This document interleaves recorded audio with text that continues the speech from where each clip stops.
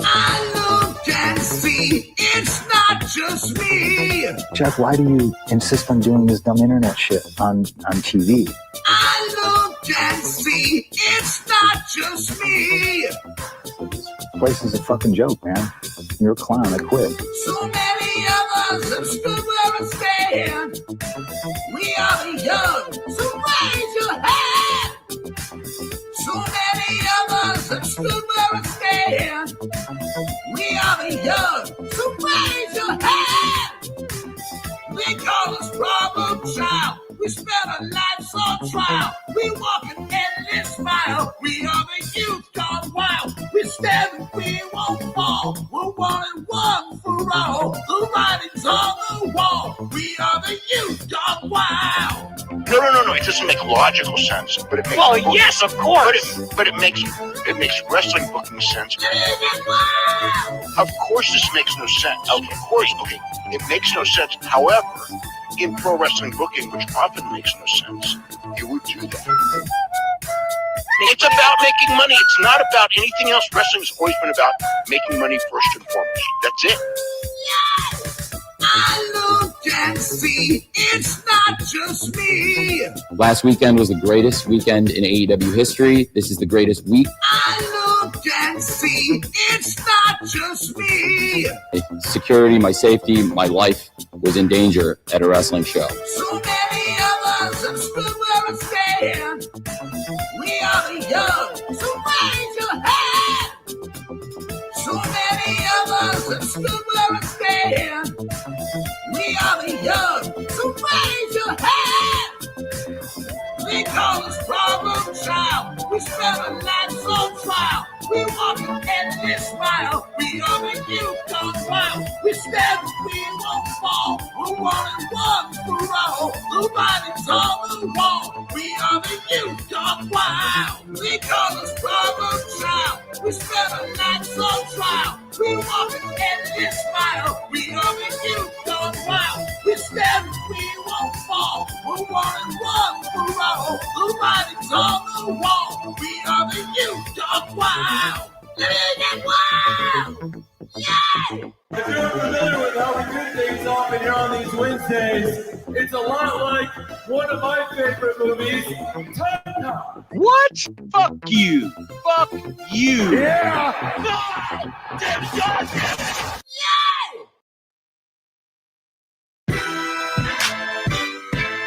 Stuck a bitch. You're about to get vile.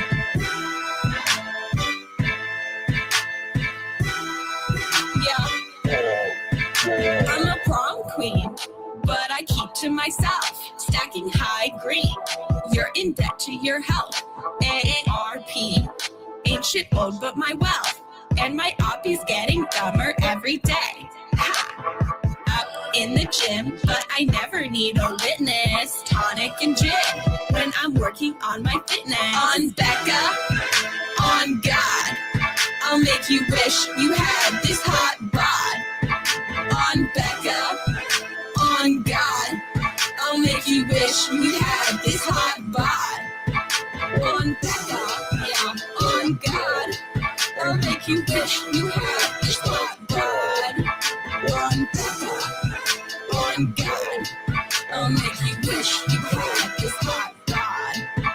I be flexing like the dudes high on tread, all natural. Better give her her tens. They say, Blondie, how you getting those abs? Hey, Bobby, let me call you a cab. Long legs, I'm a woman instead. My eggs, fertile, healthy, and firm. My trades, flowing free like the Thames. And my haters getting madder every day.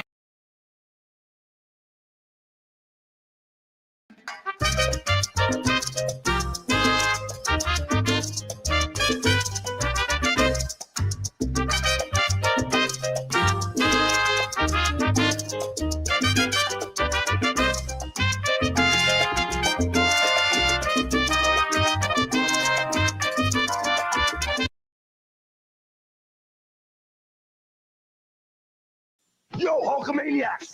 MTV's got a brand new show, The Big show with big videos, live music, weird acts, comedy, and a different call-in contest every night. They're giving away cash. They're giving away TVs. They're even giving away a bus trip to Cleveland. They're giving away cameras, comic books, a jet ski, and a one-night stand with the Who. They're even giving away me, or at least a night with me at a private screening of my new movie. And on the first night of the show, they're giving away this new Harley Davidson. It's the big show, live contest, the largest arms in the world, live winners every night. Premieres this Monday at 8 p.m. 7 Central, only on MTV.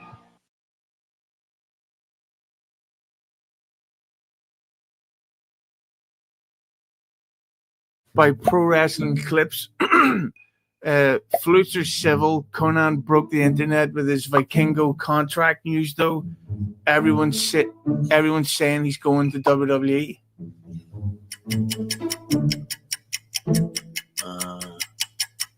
Well, they can say whatever they want. That's not happening right now, that's for sure.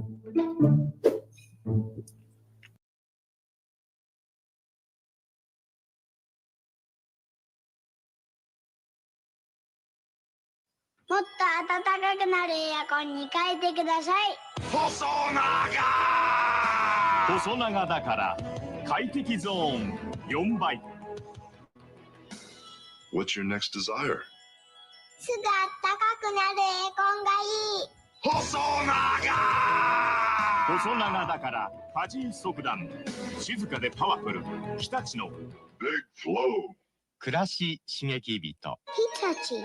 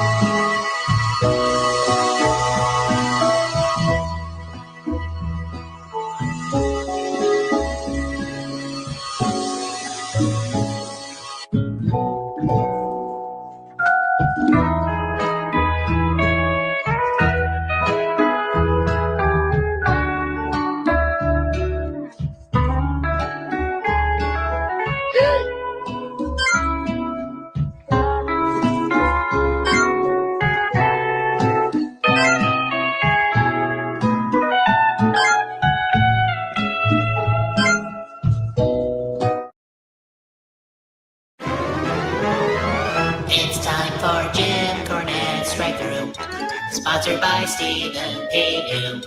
Send an email to our crew, buy a cameo or two. It's Jim Cornette, strike through. Come and pull up to the window and we'll open up the screen. Watch his corny cuts of promo on that bitch at Dairy Queen. Hear a tale of Smoky Mountain and some stories from the South. Then make like Vince McMahon and shove a sandwich in your mouth. It's Jim Cornette's podcast. Taking questions you will ask. Talking wrestling from the past with his co-host Brian Last. It's Jim Cornette.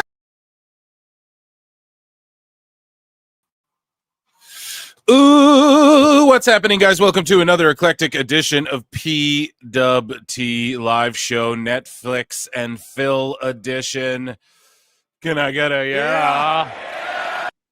I am your host, the infallible, fanatical, and quite frank Phil Marks. Yeah. And today, I am here late.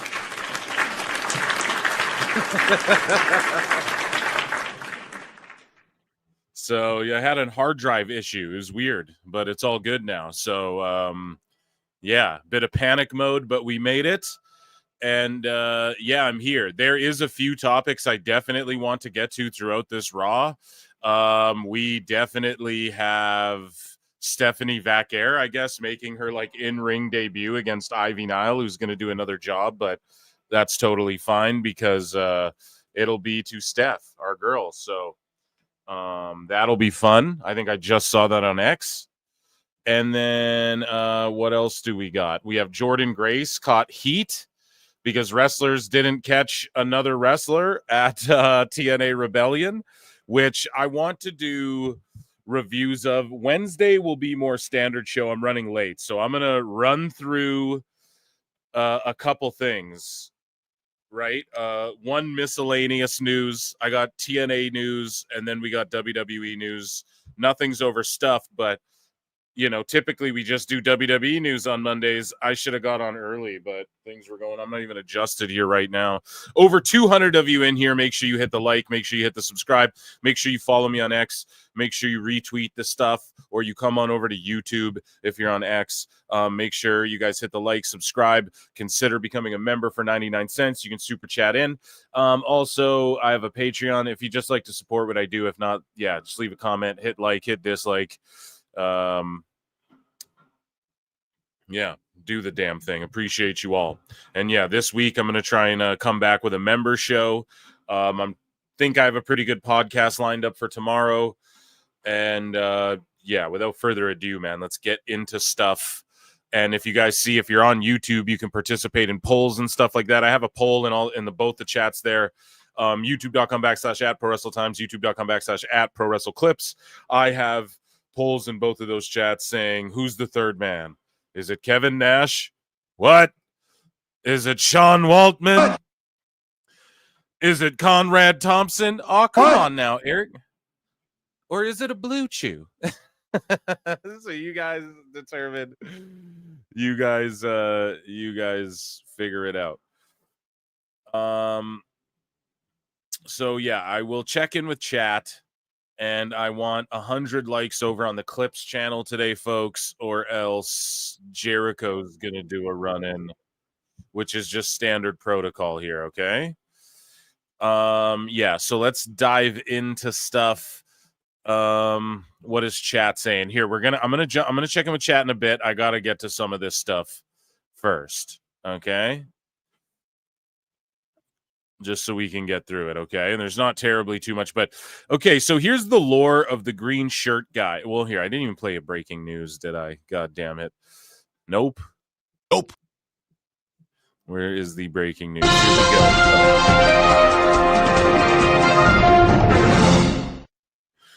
So people are saying that the green shirt guy lore is revealed. He's the guy that CM Punk smacked down at that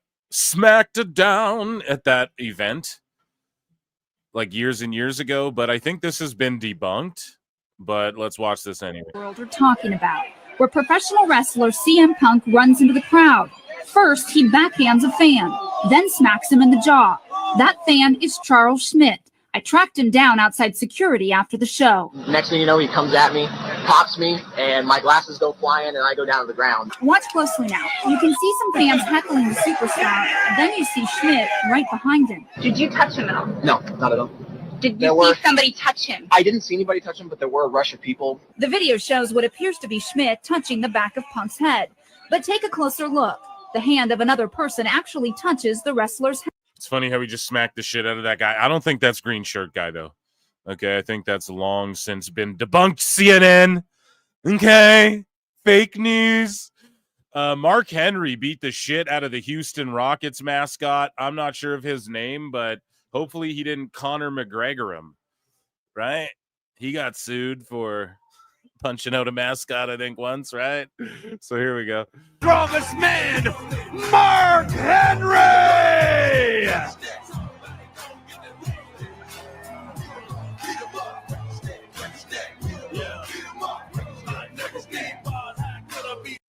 Strongest man, Mark! That's funny. Moving along. So Seth Rollins talks about his new faction, and he's like, it's really Evolution 2.0, man. Which, I don't know, leaning into shit. I think they need to add one more guy, though. And not because it was, people... Evolution was a 3/4-man group. Okay? So they just need to add one more guy who can, physically fight, and then I don't care. They can add a fourth if they want, or a woman would be sweet, too.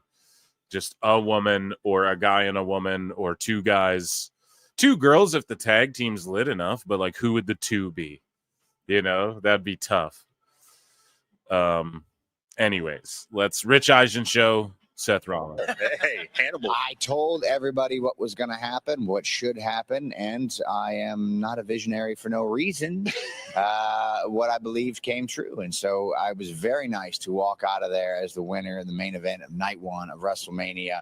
Paul Heyman by my side. We added another piece to the puzzle the following Monday with Braun Breaker, and now we've got the past, present, and future of the industry in tow, and we're ready to take over the world this year. Yeah, I mean, you are at your... Hey, Hannibal. I told everybody what was going to happen, what should happen, and I am not a visionary for no reason. What I believed came true, and so I was very nice to walk out of there as the winner in the main event of night one of WrestleMania. Sorry, I know it's looping. I'm just I got Raw pulled up here. 2 minutes.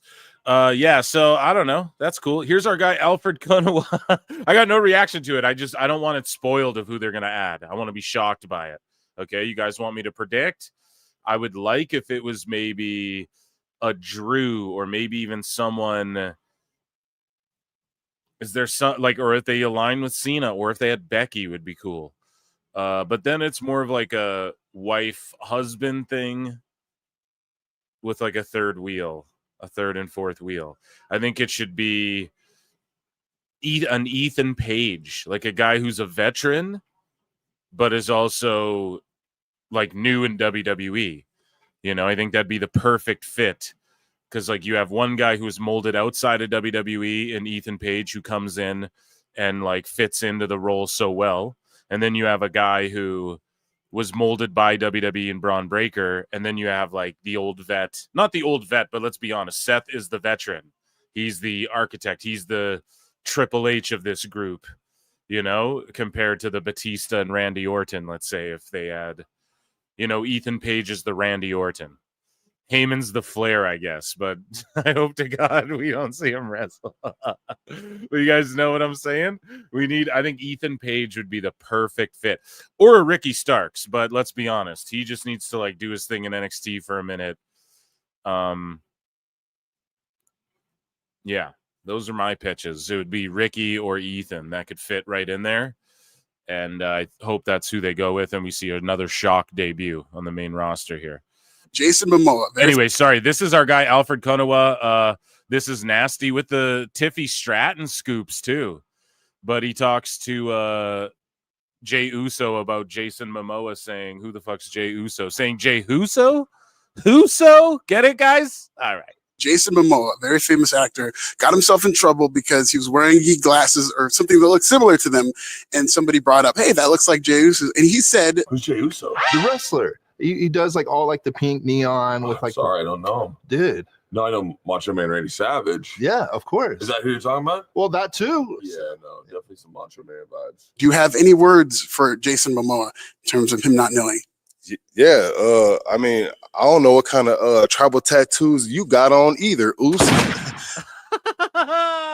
What the fuck? Yeet. He's real right here. That's all I know. He's real right here. Ain't none of that Aquaman stuff going on here. Oos. And I ain't seen none of the movies. How about that? All right, I'm hating. I saw all of them. I saw all of them. They're good movies. Great DC Big movies. fan, dog. Big fan, dog. Jason Momoa. I'm not saying like Jason would whip anybody, but he does train like martial arts, you know, at least to some degree. And he's, you know, trained with like in real gyms, you know, with real fighters. But that being said, like, so I don't know if he's one of these pro wrestling is stupid kind of guys. I don't know if that's because he was like, oh, more like Macho Man vibes, but maybe he just also was swiftly like honestly had no clue who Jay was. So was like, oh, are you one of these wrestling guys? I got to switch it to someone I know because I haven't watched wrestling since he's, you know, that's more the vibe I got, giving him the benefit of the doubt. But yeah, Jay just spun it there perfectly, took a shot, and then was like, no, but actually I'm a fan. So that was good shit. So there's a lot of weird but interesting happenings lately with New Japan teasing NXT in a post-advertising their upcoming show on the same day as a New Japan wrestler and faction was represented on a TNA show, which is literally partnered with WWE and NXT. So are you guys following this logic train here? Let's hit this fucking X-Files. And Nick Aldis is filling in for Adam Pearce tonight as Raw general manager. Okay. But basically what happened, TNA Rebellion was on, right?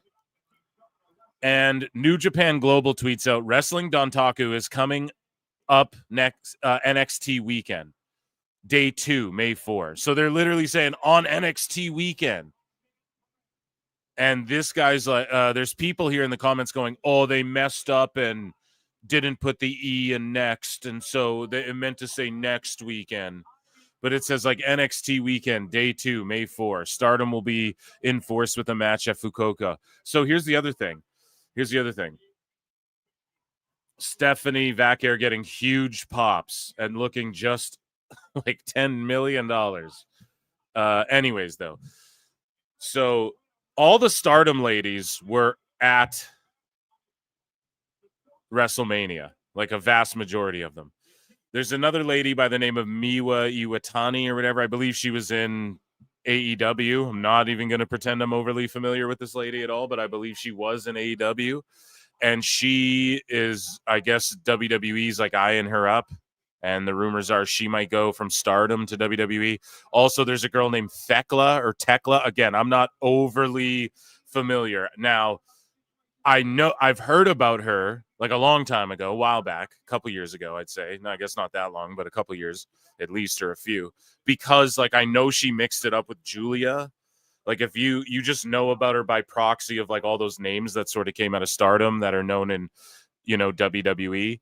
I guess she's like WWE's been eyeing her up for a while. But again, I'm not even going to front. Like I don't know her finisher. I couldn't even tell you. So, but like you hear the name floating around. It's just one of those names like, in the Io Sky, Kyrie, that whole era, I guess, as well. And like Julia, and like she's sort of in that era, and I guess WWE's been eyeing her up for a long time. People are saying she's going to go to TNA or something, but there's already sickos like hating on, oh, they're going to she's not going to WWE. I'm like, I never said she did. I don't even know who she is, So, but people are already, I tweeted out, do you guys notice all the Stardom talent like really being into WWE as well lately? And, I mean, you don't hear as much about Marigold anymore. Not hating on Marigold, but, that was a hot topic for a second. But Stardom, I think, has sort of been more relevant because of AEW's and now WWE's crossovers and everybody fantasy mark booking it, etc. But anyways, TNA Rebellion's on. Okay? New Japan TMDK. New Japan's TMDK. Show up there. Right? I forget, is this Shane Thorne or this is one of the TMDK cats, I think, who is like TM61, I think. I hope I'm not botching this, in WWE for a while, right? Shows up in TNA at Rebellion. TNA's partnered with WWE. New Japan's talking about up NXT weekend. People are speculating, it's they meant to write next but botched it. Like they can't just fucking edit the tweet. They play for the blue check, bro. And then the picture of The Rock. So, and then you have all the Stardom stuff going down. And I don't know. I think WWE's making a big play at Japan right now. I think it's pretty obvious. And people don't want to admit it. It might not even happen this year where it's set in stone. Because you got to remember, we don't know necessarily what's on paper and signed between AEW and New Japan. Do you know what I'm saying? Like, I don't know if they have a partnership agreed on paper, signed, sealed, dotted, all that good shit. T's crossed, lowercase J's dotted, right? And we don't know if they're not signed through like 2026. Can't do anything with anyone else. We don't know that. But they are working with TNA, so we know it's not anyone else. Is it just WWE? I don't know if AEW's ever had pull to be like, oh, you can't work with WWE or whatever. So it'll be interesting. We're going to keep our eyes on it. We have this new faction coming out, and the crowd loves them, even though they're supposed to be heels. That's the problem. So Tiffany Stratton, again, asked by our guy Alfred Konowa over here at Pro Wrestling Bits on YouTube. Tiffy was asked by Alfred if she ever felt Never Meet Your Heroes during WrestleMania 41 with Charlotte Flair. And Tiffy said, yeah, of course, I felt that things got personal and it's live TV. Things happen. But I feel like everything happens for a reason, and this is how things were supposed to pan out. Stratton noted that Flair told her she was proud of her after the match and everything's good. Yeah, it's worked an angle. So this is in the title because I don't know. This was such a last minute show. I didn't know which of these headlines. So I'm just like, Sami deleted shit, you know? But yeah, I guess people are saying he posted anti-Semitic stuff after a press inquiry. Listen, if you want to ask something I don't know anything about, it's like that whole thing. Okay, that whole war sitch over there. But yeah, Sami, basically what happened was people like contacted WWE and people called WWE, and what happened was he had these posts, I guess, that he liked or whatever, and these people got no response from WWE whatsoever. But the posts in question were like silently deleted, and now I'm bringing it up on PWT, and Sami Zayn probably hates me. But I got to do it. It's in the news, man. And this was making this was making rounds a little bit outside of wrestling as well. MJ jumped on this, again, I literally couldn't. I have no idea about the whole, like, people are like pro-Israel, pro this. I don't know. I have no idea. I literally do not. So yeah, it's unfortunate, but again, Sami, and I got to point this out. And the reason I got to point this out is because we have Saudi shows coming up. The WrestleMania season restarted. We have guys like Sami, who was like, he went to the Middle East after saying he wouldn't. CM Punk is like, suck a blood money covered whatever. I'm not even going to say it, YouTube. And will he go to Saudi? And things like this, right? You're starting to see it is a lot more, as much as they're free to do stuff creatively on TV now, a little bit, the wrestlers are, it's much more like mainstream corporate. Like, because I don't even know. I didn't read this article. I don't know what tweets, whatever, but you guys can look through my tweets. I don't give a shit, but it's just like, I don't think going back and looking at people's tweets and rehashing shit. I don't know if that's what it was, but I think that's what it was. Like, they rehashed they were like, yo, he liked these tweets from like a couple years ago in support of this side of the war or whatever. And then, yeah, I guess he like silently deleted the stuff in question, but no one got a response. I don't know. I wouldn't answer those marks either. But I guess these were like real publications, not like dirt sheets trying to pull like, I don't think they have a dog in the fight. Maybe look into the guy who wrote the article. Maybe he's BJ Bethel's cousin or something. We don't. Anyways, so yeah, I talked about it before. Thekla. This crowd's white hot here on Raw as well. Do we want to see Thekla in WWE, or should she be a better fit in AEW or TNA? I don't know. I'll say this. She has a pretty goddamn good look. But I don't know. I just really don't even have an opinion on it. And I hope she just gets a good bag. And I hope if WWE want her, it's for a reason. And it's to bolster up maybe some of these divisions. Because we have all these women's titles now, and we got Zelina's holding the U.S. title, which, hey, I'm a Zelina fan, I guess, but like with the women on this fucking roster, you got Zelina as the United States champion. I don't know about all that, brother. So yeah, shout out Thekla or Tekla. I'm probably just butchering it. As Rollins cooks, let me continue to cook. Sami's going to confront Rollins. That'll be his first feud. So Naomi, Trinity Fatu, tells Nikki and Brie on the Nikki and Brie show, Nikki and Brie getting WWE talents. They're trying to obviously cozy up to WWE again, which is cool. I said it before. I'll say it again. I'll watch them in the tag division. So Naomi talks health issues, though, and wanting to have kids, possibly stepping away soon. And again, man, this is what I'm trying to tell you guys. These ladies wrestlers, man, like, when I tell you guys, a lot of these wrestlers I don't think have more than like 3 Manias and like more than we think, you know, and thank God for the talent pool in NXT. And maybe that's why they're reserving it right now because they know this. They got to spread it out over the next little while. Because people like Naomi as well, who are 37 and are women, like women want to have babies and stuff, dude. Yeah, they do. It's just they want to. And you get up there and it becomes more difficult. And so I don't know if Bailey is ever like, I want to have kids, but like maybe she does. How old's Bailey now? I didn't even realize Naomi was 37.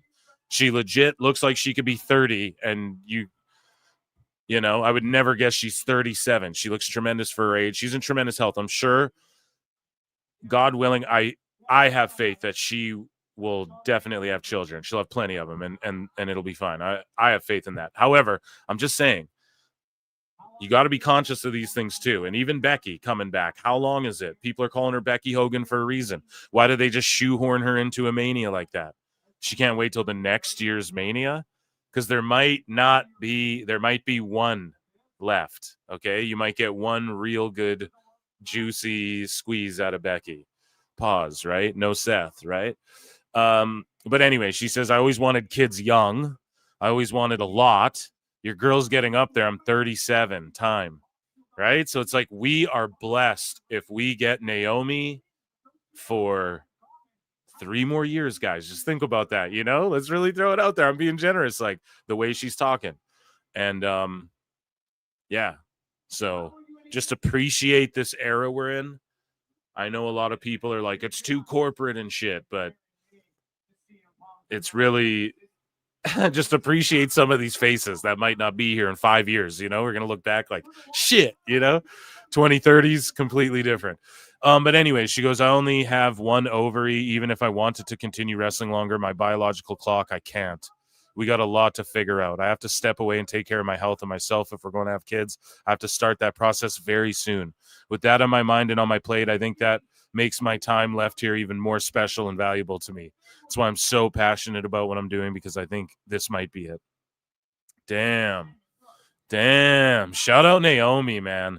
Shout out Big Jim, for real. I mean, they're not actual goats, but we'll give them goats because, like, yeah, that's if she can call it on her own terms too, you know, and then take a few years away, come back. She's a Hall of Fame. Won the world title. If you win the world title, you're allowed to get in the Hall of Fame. If you win the tag titles or the Intercontinental title, that's Hall of Fame worthy shit. You know, you don't even got to win a title. It's Hall of Fame worthy in WWE. It's all kayfabe, but she is a world champ, you know. Go do it if that's what you want to do. But she's on a great run right now with this heel thing, and it feels like it's just getting started. So who knows? Maybe just next Mania, she's like, yeah, I'm out for a bit. And yeah, shout out Naomi if that's what she chooses to do. So Andrew Baydala, as Sami and Seth compare each other to the Bloodline, Andrew Baydala confirms, I guess, right? But Elite Plus packages for SummerSlam on the front row floor centers TV side for WWE 2025 at MetLife Stadium in New Jersey are $40,000. $40,000 for a ticket. They sold out. Very limited, though. Premium front row seating, in-ring photo op at SummerSlam, private transportation to events, elite welcome event, private section at all-inclusive pre-show host. So this is for like the celebrities that go to wrestling shows now, whenever all the big wrestling shows. Like this is who this is for. Like B-list or just like rich people who don't want to be online and shit, you know, who like don't have any presence because they're just behind the scenes, you know. Like that's who this shit's for. The non-center front row is $32,500. And like this is where we're starting with SummerSlam, guys. So, oh my god, it's like who can afford this shit? Vince McMahon, come on down.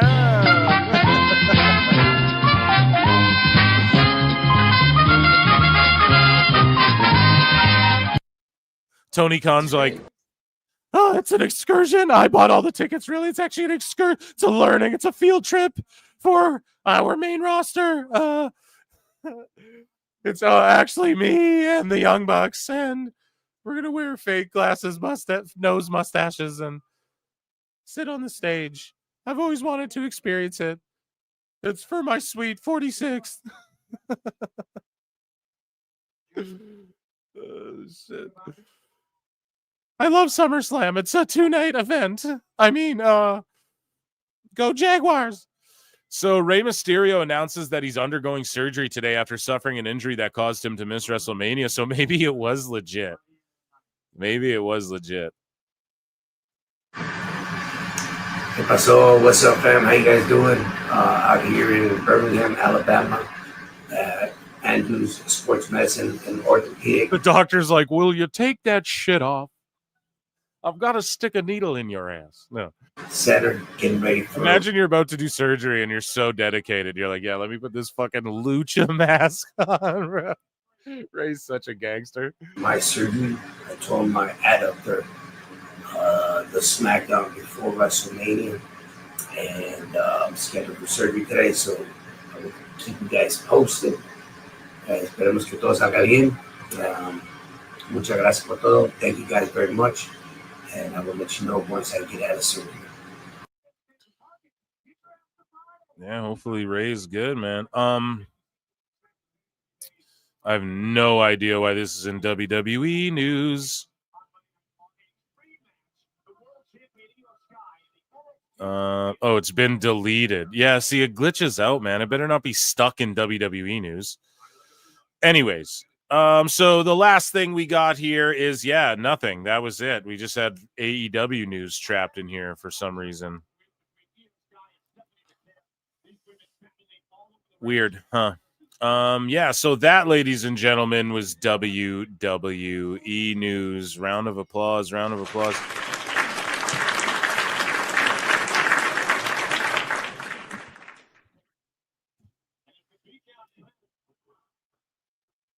So, yeah, Julia and Raquel, or pardon me, Roxanne, are going to be main rostered up sooner than later. As your boy called it. Same as Steph. I told you, they're going to fast track them to the main roster. Like, that's why the booking is a little like, what exactly are they doing? That's why. Because those girls shouldn't be in NXT. Or like they should have been, but, you know, they don't need to be.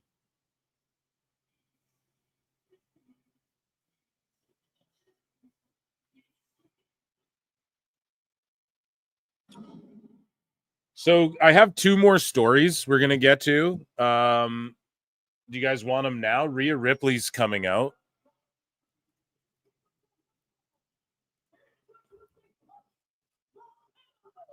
But yeah, Seth and them, that was a good little opening segment. I know I was babbling over most of it, but the crowd sounded hot and they saved the physicality. And yeah, Braun and Heyman were looking the same tan color there. But yeah, we have I have two more stories though. One of them sort of about TNA, also has to do with WWE. That's why I wanted to get to it tonight, because Jordynne Grace found herself in the middle of it. And then one that's Hulk Hogan, so has to do with WWE and NWO, which is owned by WWE. Yeah, so she's just still making her entrance during the commercial here. And now they're just sort of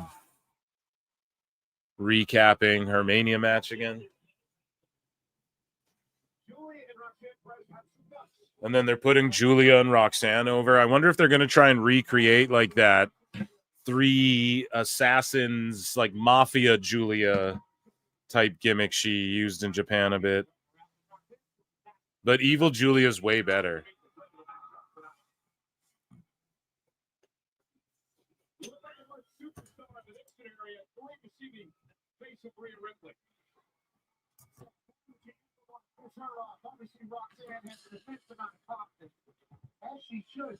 Yeah, this match will probably cook. Okay, we'll do these other stories in a bit here. Let me check in with chat. They calling up Roxanne due to the Bianca injury. No, she's always supposed to be called up. Same with Julia. Roxanne needs to be fired. No. What are you talking about? Roxanne needs to win this. No, she doesn't. Jesus Christ, Rhea. Yeah. So Julia's going to lose again? What an effing clown show. Okay, but why? Okay. Let's say she gets the win. Let's say Julia gets a win, which she likely will. Let's say, okay, she loses. So? Like, you guys got to understand, no one knows who the fuck Julia is compared to Rhea Ripley. Okay? We have to establish this shit first. People don't even know who the fuck Roxanne is. She's been in Royal Rumbles and shit. Elimination Chambers. Okay? People don't even know who Zelina Vega is anymore. Okay? So we got to fuck it. But for real, we're being for real here. Like, Roxanne's making her entrance right now. And I'm so glad. I hope she's just main roster. But zero crowd reaction. Literally zero.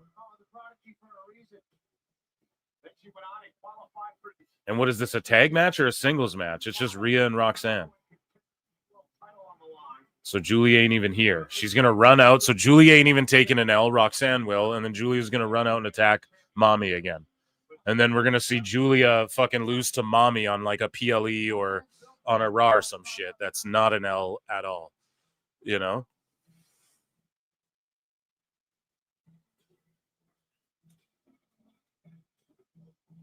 Yeah, I mean, Roxanne should get a win. Maybe she wins because Julia fucks around and then she steals one over Mommy. Like, that's cool, too.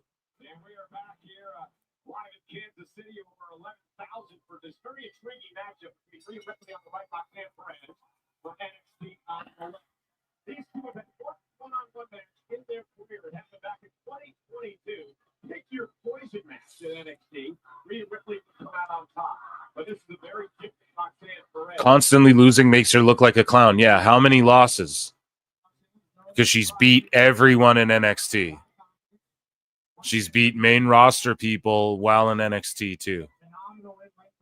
So if we're like, you know, how many main roster losses does she have? The Elimination Chamber? Okay, that doesn't count as like an L on her. It's like a 6-person scramble, right? So it's like, yes, she didn't win it, but it's not like, oh, she lost. It's like 5 people have to lose that match. You know, so that's not really an L. It's not like Punk. Well, I guess that's not a good comparison because he's Punk, but, you know, it's not like fucking Raquel was hurt because she didn't win the championship, you know. I mean, I don't know if that's a good example. I don't think she wins all the time, but I guess just won her titles back. But here we go. So Roxanne attacking the fucking, and then Rhea just goozles her. But no, I agree. She can't just lose all the time. But I'm telling you right now, people don't know who the fuck she is, dude. And for her to come and beat Rhea, it's not WWE 2K. She can't do that. Okay, this ain't my faction. She cannot do that. Guys, I spent like fucking 4 hours over the span of like 4 days. I'm not even joking. Making my My Rise guy or whatever and doing his moves and shit. So I'm going to Twitch stream me just going through the story mode of that shit. So make sure you check me out, twitch.tv/prowrestletimes.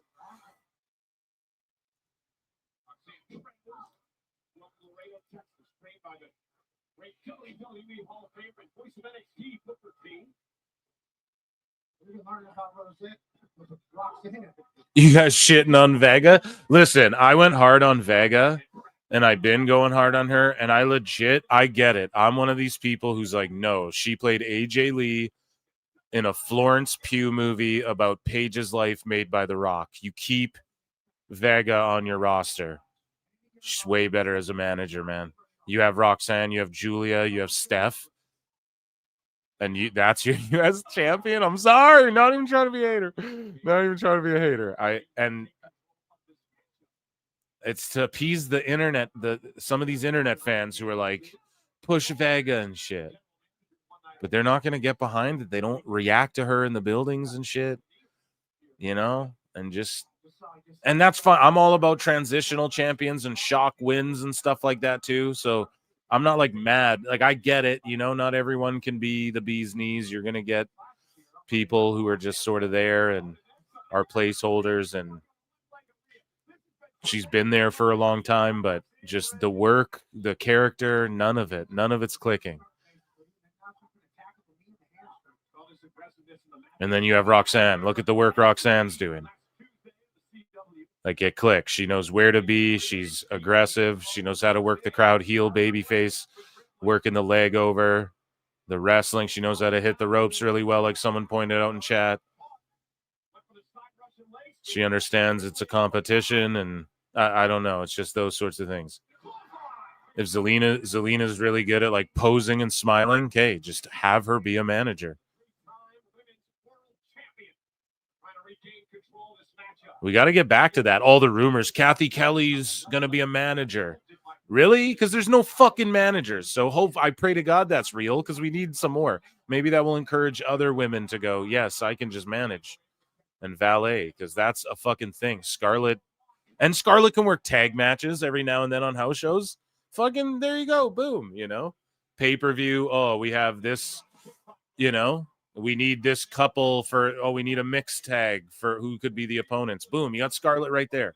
I may have said Charlotte before as a botch, but you guys know what I mean. Scarlett and Cross. So yeah, these two are cooking right here. Mommy's selling the shit out of her leg. We go to commercial. Yeah, I want to see like a Camp Cornette again, or like a dude who's putting together like a Callis family, you know, or Heyman's doing it right now. You know, Callis family, not the booking wise, but just of just a group of fucking people led by a guy who's their mouthpiece, like obviously book better. Man, Rhea is shredded lately. Yeah, this is where Rhea gets trouble. You know what time it is.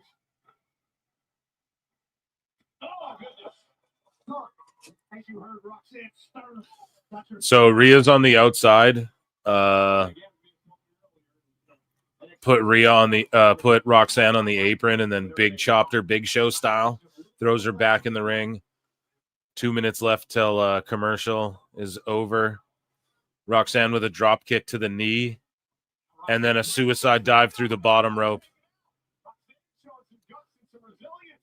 So Mommy was trying to get back in the ring. Roxanne basement drop kicked her, and then she fell off the apron, and then Roxanne did a running dive, and it was sick. Hit it clean, picked Mommy up, threw her into the ring, is working her leg over in the turnbuckle and the ropes again. Brilliant. That's what I mean. Roxanne puts on a better match than, like, she fits right in here in the main roster. You know, I would love to see her win this match because Julia comes out of nowhere and distraction, roll up, and then Mommy like gets them back at the PLE or something like that, or something like that. Maybe that's a story too. Maybe you have Julia and Roxanne sniping wins over Mommy. She's like, what the fuck? Yeah, Roxanne's just working that knee over. Dragon screw, puts her in the corner, drapes the knee over the rope. Not relenting. Like, not giving an inch. The crowd's super into it because you have Mommy fighting from underneath for once.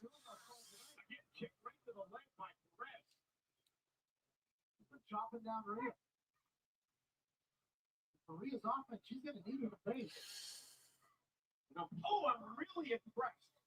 What Rex has been able to do for Rhea here with this offense. Or her patience, too. She's committed to the game plan. Boom. By Roxanne, going to deliver another one. Rhea Ripley. Uppercuts in the corner. Roxanne's hitting her shit.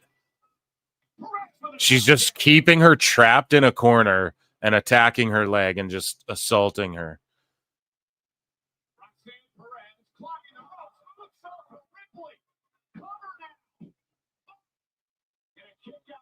And she's like hitting her shit like she just hit a lion salt, but she's doing this shit in a way where it's like she's keeping Mommy trapped and not giving her an inch,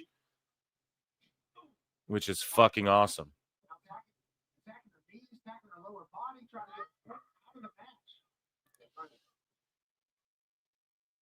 So yeah, I do think as well that Cora Jade, I think was going to be called up with Roxanne, but Cora I think got hurt again or something, if I'm not mistaken.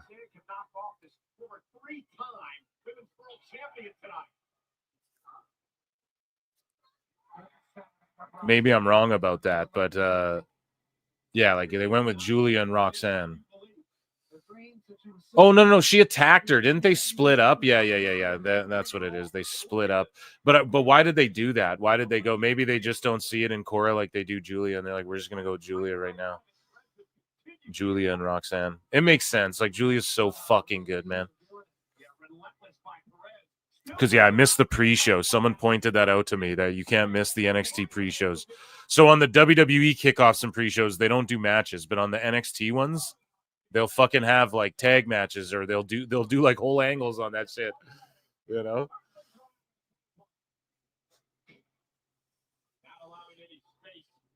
No way. Someone said it. No way does a loss here bury Roxanne.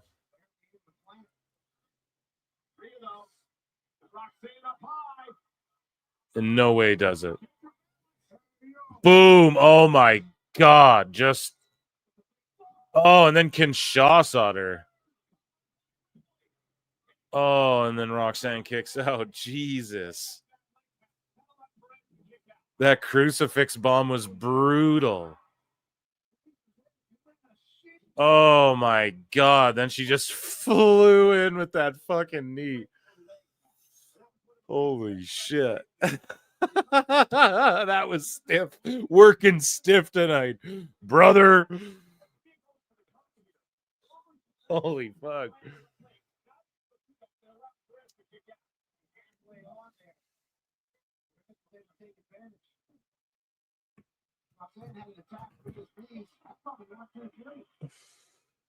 Julia Gulia.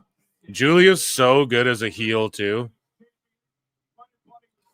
And I was saying that shit in NXT. I was like, wait till her heel run. It's going to be so good.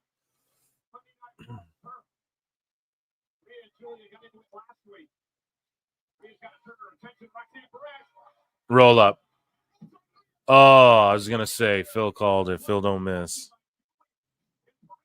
Okay, she hit the Hura DDT or the head scissor head plant. Oh, and Ripley's just kicked. Okay, now this is how it's a burial. The roll-up kick out should be enough. Then let me hit both my flip fucking moves, and then you kick out of them both. And then Rhea's going to end up winning still. Should have been distraction, roll-up, 1, 2, 3, weasel out.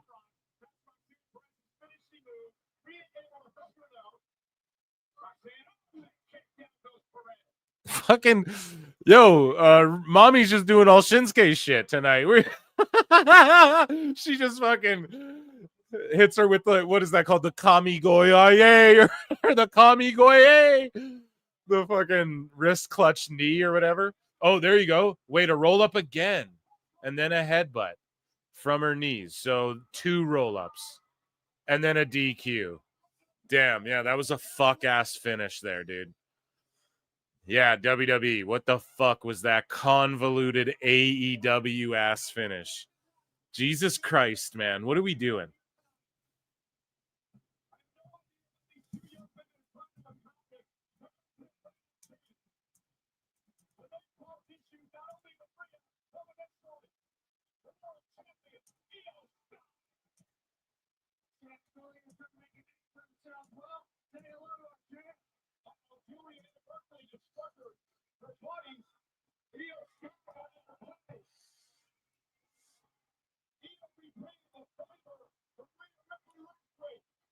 Okay, EO comes out. Here we go. Yeah, the crowd loves EO. I don't get the fucking old guy hate on EO.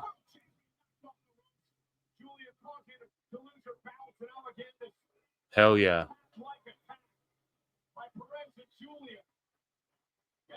I wanted to see Julia kick Dakota Kai out of Damage Control and just make that with Asuka and make that a whole, or like Julia and like Io split up against Kyrie and Asuka, and they just I don't know when Asuka's ever coming back, dude. Kyrie though soon. But yeah, Julia, Io and Rhea versus Roxanne and Julia, like whenever that tag match goes down, Jesus Christ. Damn. Okay, Judgment Day in the back. Yeah, I'd love to see NXT call-ups thriving too. Like not just going there and doing fucking goofiness, having purpose and yeah.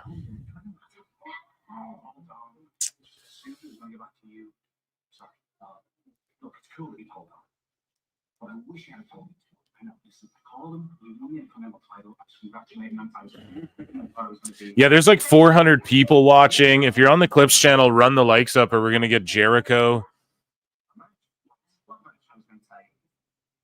Yeah, 64 likes on the Clip channel. Make sure you guys vote on the polls as well. Hit like, hit subscribe. If you're on X, come on over, baby. Follow me on X or come on over to YouTube.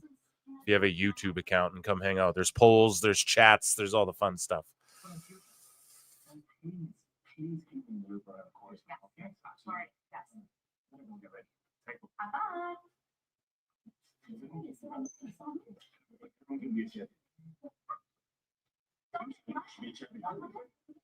Maybe Lito can be a champion too.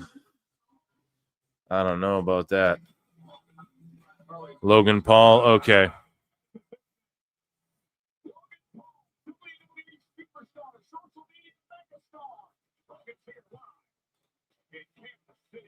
Okay, so let's get into I'll let you guys know what happens during the commercial.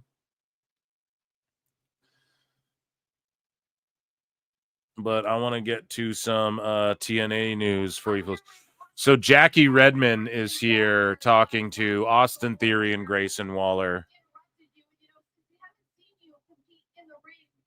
And she's just talking about the War Raiders interrupted you and you guys haven't competed in a minute. What are your plans here on Raw? They're just going to talk some shit. So here we go. Let's play a banjo for TNA news, TNA/WWE news, I guess. It's So Trick Williams showed up out of nowhere and attacked. Spoiler alert, by the way. Joe Hendry retained his title, and Trick Williams showed up and attacked him. And Hendry hit an attitude adjustment off the apron through a table. Okay. And yeah, Trick Williams showed up and attacked him, dude. Thank you for joining us tonight at Rebellion. Oh my God! And the crowd wants to cheer, but Trick, man, he might be going into his heel era too, dude. Trick Williams from NXT. Or at least he can play a heel in TNA, because that's what you want. You want the TNA fans to boo the NXT people the longer this invasion goes, you know? And then you want them to be shocked and cheer when crazy shit happens, but you want the NXT guys to be heels in TNA for the most part, and then the TNA guys to be the heels in NXT for the most part. You saw Joe Hendry on Tuesday. He and Obafemi embarrassed Trick Williams. Well, what goes around apparently has come Yeah, if I said Punk and meant Seth, that's what I meant. Whatever. Sorry, I'm fucking. around for the TNA World Champion. I don't know if that was directed at me. What the hell?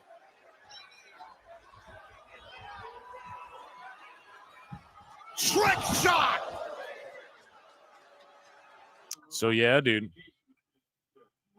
And yeah, Theory and Waller have a lack of communication.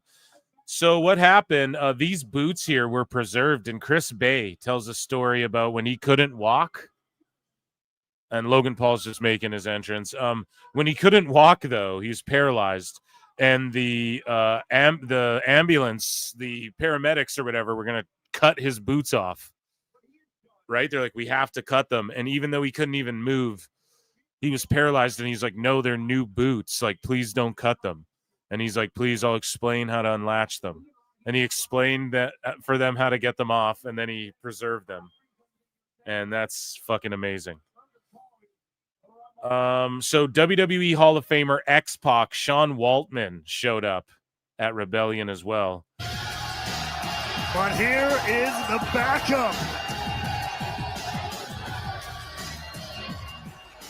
And in their corner, a former TNA X Division champion and a two. Oh yeah, he was an X Division champ. Didn't X-Pac famously tell a story where he wrestled AJ Styles high on meth before? That's wild, dude. Time WWE Hall of Shout him out too for like overcoming all that shit and being like seemingly healthy and good in life. That's so good, you know. I remember on the Surreal Life or the Surreal, I think it's called the Surreal Life, yeah, or whatever. That show was with the celebrities where China was on it and X-Pac showed up. They're all fucked up.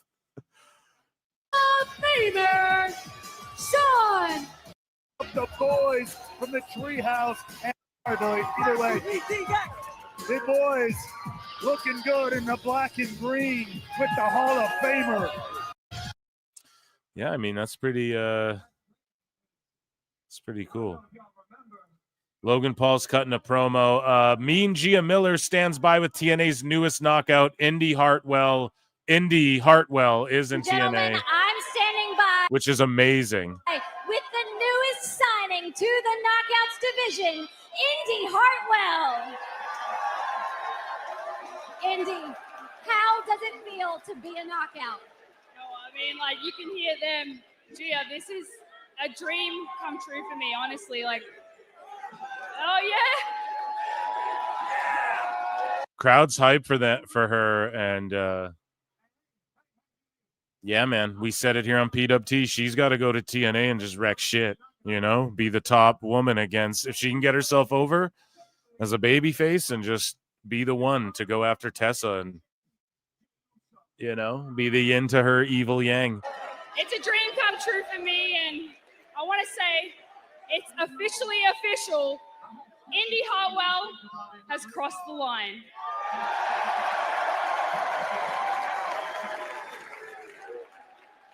What a moment, and as you can see there, Indy Hartwell's crossed the line. That's awesome.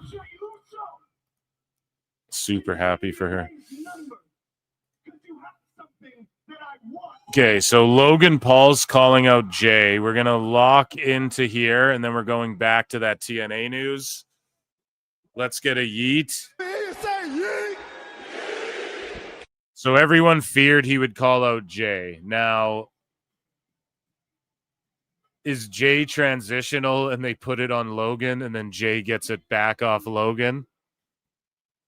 Because Jay's the super over guy and Logan's got hella heat? Or does that kill the yeet? Or is it like LA Knight where it doesn't matter if Jay has a belt or loses, he's just super over anyways? I think it's more like that. Yeet for cancer.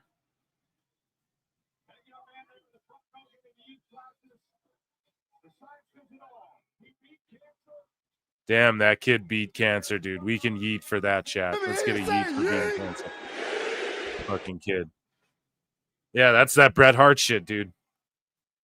Just walked up and gave that kid his glasses. It's amazing.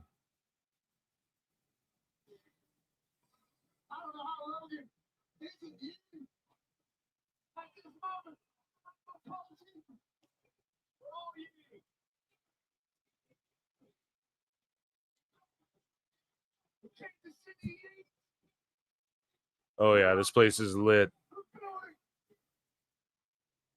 Every place is. Jay's just super over.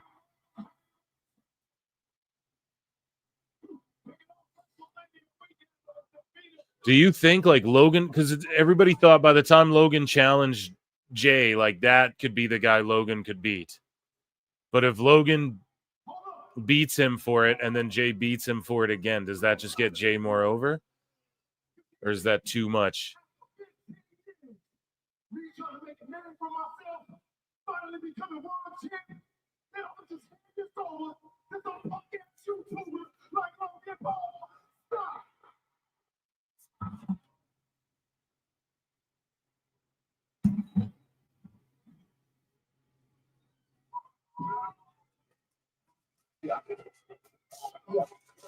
Hey, look, let me finish. Get a break with you for a minute. I want Gunther. Beat my twin Yeet. to a bloody pulp, Bruce. So it did something to me. It lit a fire inside me that ain't never going out. He's trying to tell them not to yeet. Don't stop the yeet.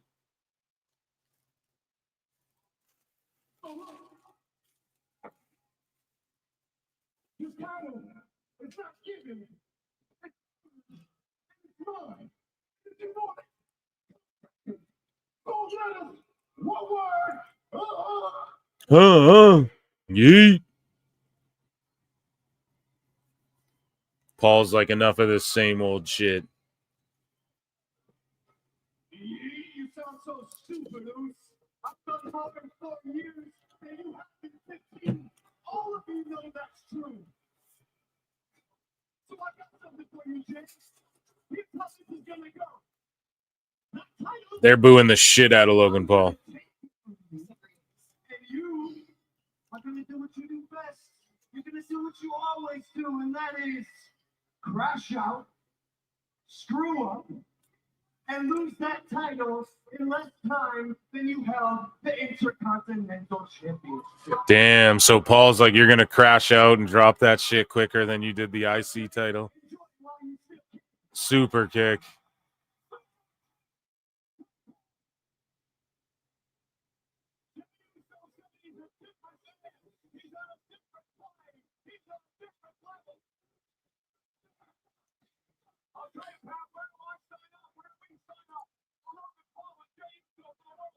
So that's going to be at SummerSlam, no? And that's good for Jay. Do you think Jay gets the win or what?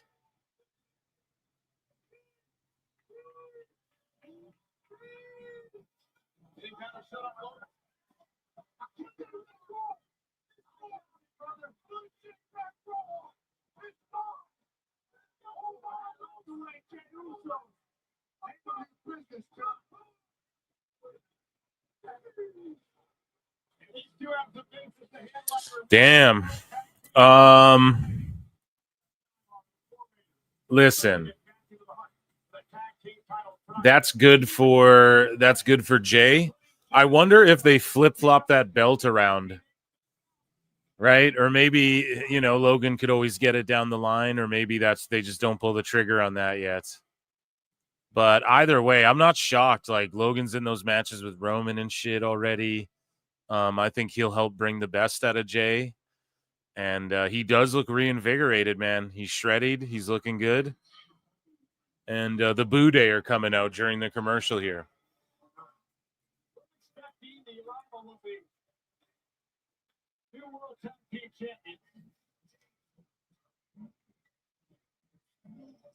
So the Boo Day are coming out here, even though we're waiting for the War Raiders or whatever to come out. So in TNA news, back to TNA news. Let's run a fucking banjo. Yeah.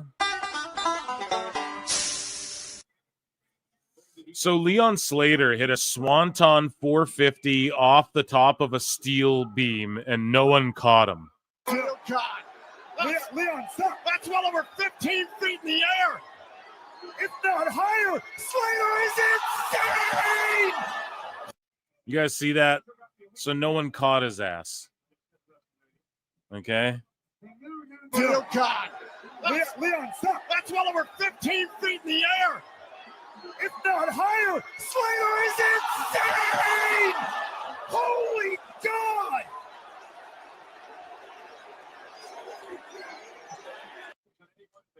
He was fine, right? He was fine.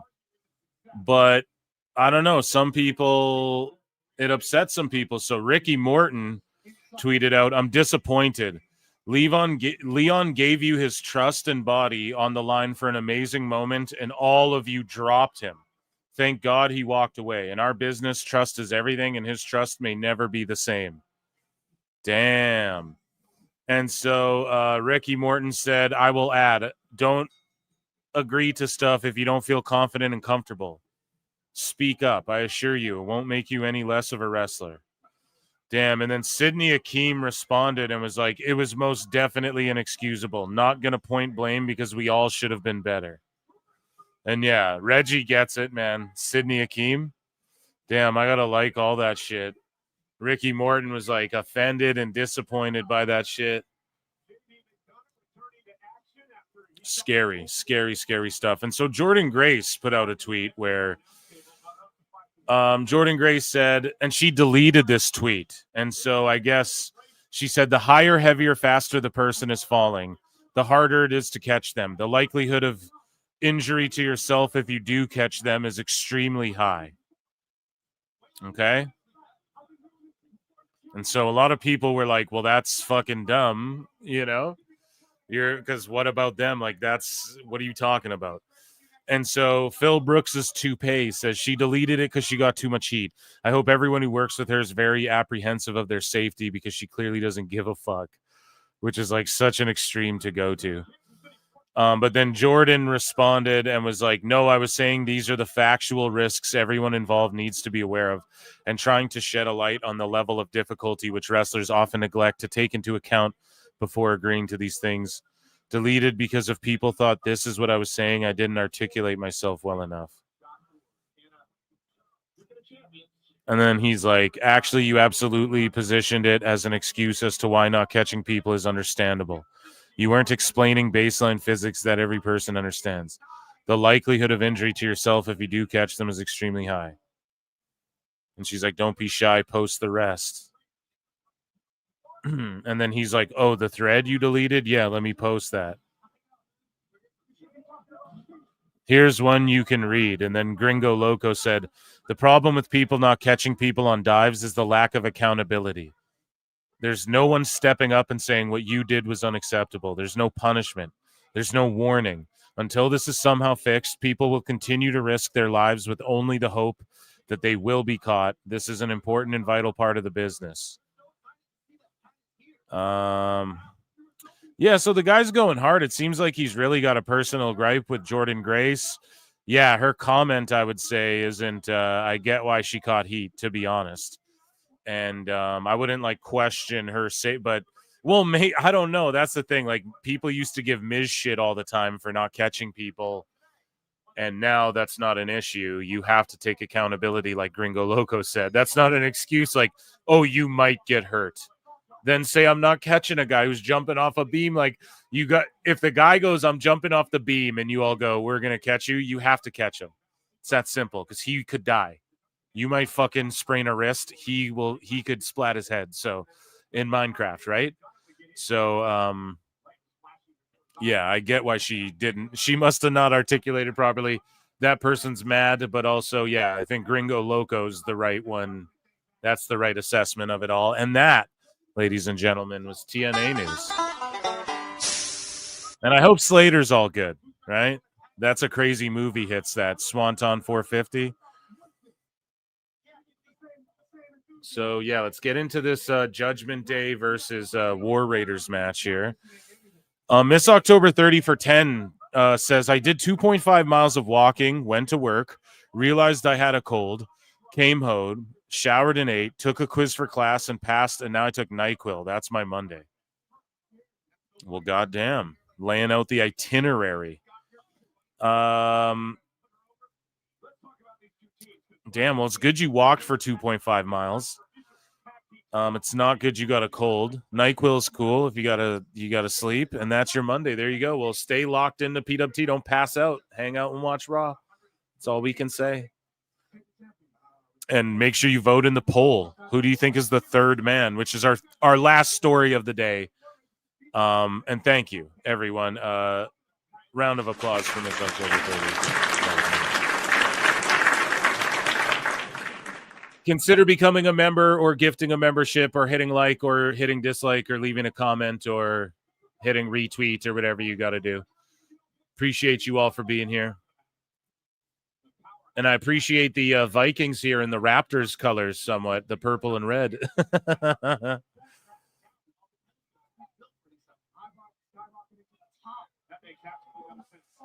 But yeah, we're going to talk about Hulk Hogan, dude. The New World Order. The New World or older.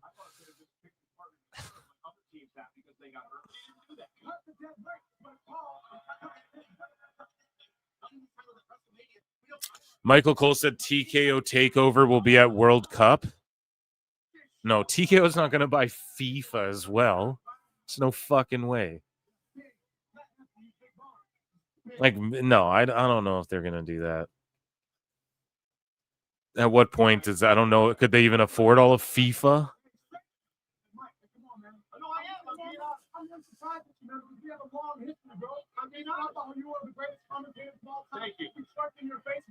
Oh, just stopping by. Okay, I pass out from the NyQuil. Peace out. Love you too. Thanks for checking in. Watching JD bump is still making my skin crawl. That lung won't be 100%. Yeah, that's the thing. If he feels good and medical science is good, but yeah, it worries me, man, especially with his style. You got to think like. And the Boo Day on commentary. How many Super Bowls have you won? Yeah, JD hitting like over the top planches and shit. New Day are just yelling while Michael Cole's trying to do commentary. He's like, guys, if you're going to do commentary. Buying FIFA is ridiculous. Yeah, that's what I thought. It's like, are you sure? I don't think that anyone could just buy FIFA. You know, it's so worth so much money. But they have Raw, SmackDown, PBR, and UFC event in Kansas this week. Yeah, dude.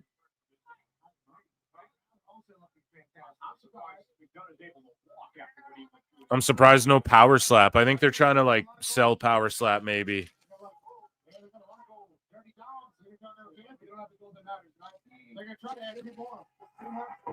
If I was Dana White, I'd be trying to offload that shit to some fucking moron.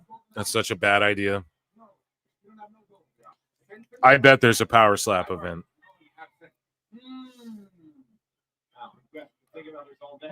What's wild too is like I'm watching NHL playoffs. And like the jerseys are all Fanatics as well. Like they don't say CCM or Reebok or Adidas or whatever. It's all Fanatics. It's pretty wild. JD McDonough almost lost his career right here in front of us. And he came back, huh? That's right. Okay, so that's admirable, isn't it? It's super admirable. Yeah. Because when you guys talk about P, yeah, Power Slap is fucking stupid. It's like that game, what's that game called where you fucking put your hand on a table and you take a knife and you fucking, I forget what it's called, 5-finger fillet or whatever the fuck, right? It's like that. Like, yeah, it's a funny bar game, you know? It's like a funny game for like idiots in a backyard.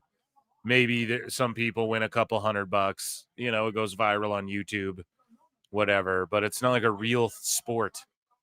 5-finger fillet, yeah. Knifey spoony, yeah.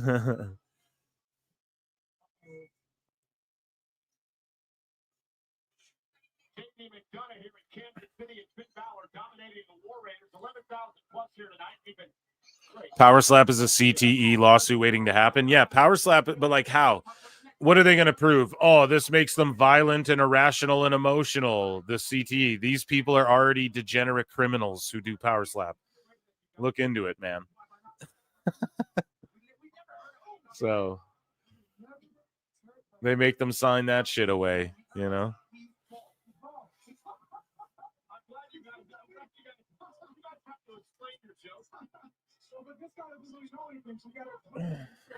Phil, you got to watch the crazy rednecks that do it in a field somewhere. It's on YouTube. Yeah, I have, bro. That's where everybody saw Power Slap before Dana White made it to a thing. We all saw the videos. That's the problem with Dana White. He saw how viral some of those videos were of these fucking slap fights from like Poland and shit. And he's like, we got to make that a sport. It's the stupidest thing ever.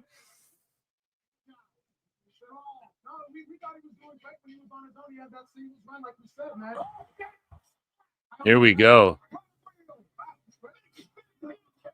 Yeah, JD's just selling his ass off. Like Kofi just won't shut up on commentary. He won't shut the fuck up. He just won't stop babbling. It's so funny. That's not good for Finn Balor, I'll tell you that. Really not.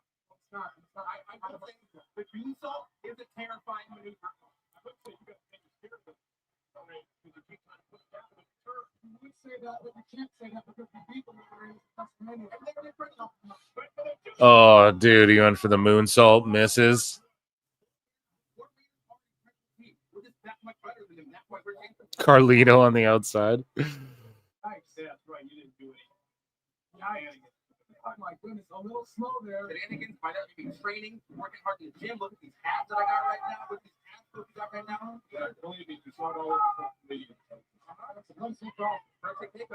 There we go. Finn Balor tags out. JD runs off. JD's the MVP of the match, man. Oh, he's going to do this moonsault shit again to the outside. Oh. But to the entranceway and not the table.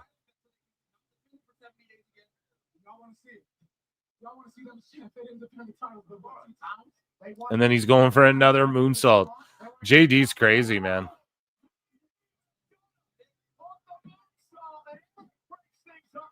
He's wilding, man. Bladed his elbow. JD's going off, man.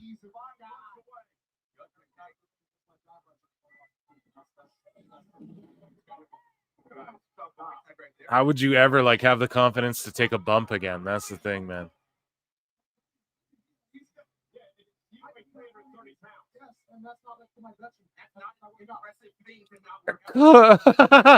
Xavier Woods. Xavier Woods and Kofi on commentary are so good, man. They're like, oh, he's 300 plus pounds. Kofi's like, it's not he's like, that's not an impressive thing to not work out. So funny.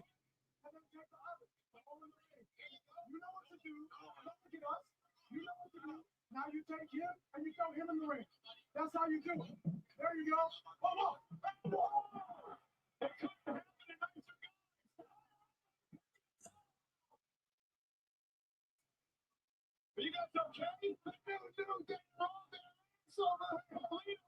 On the ass over here. McAfee listens to PWT confirmed or what? They're on the ass over here now. Oh.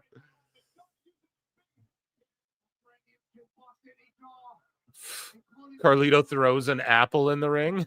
The ref's like, what are you doing?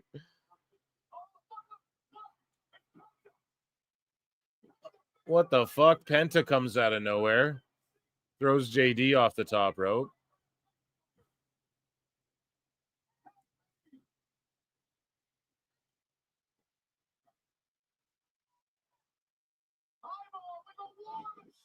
The War Machine.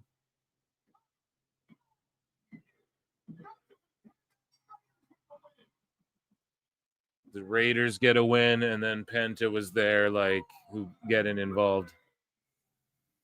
So Carlito makes a distraction, and then Penta cheats for the baby faces to win. Seems weird. The booking seems a little weird here tonight.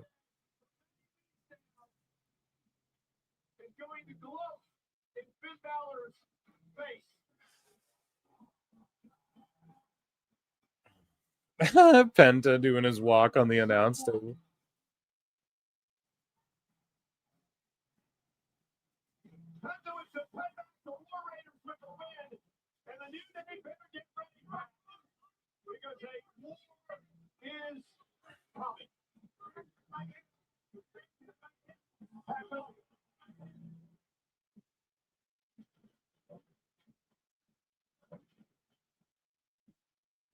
Yeah, commentary got cut off. They were saying something. Probably because people are walking on their fucking announce table. Otis, Sammy, and who?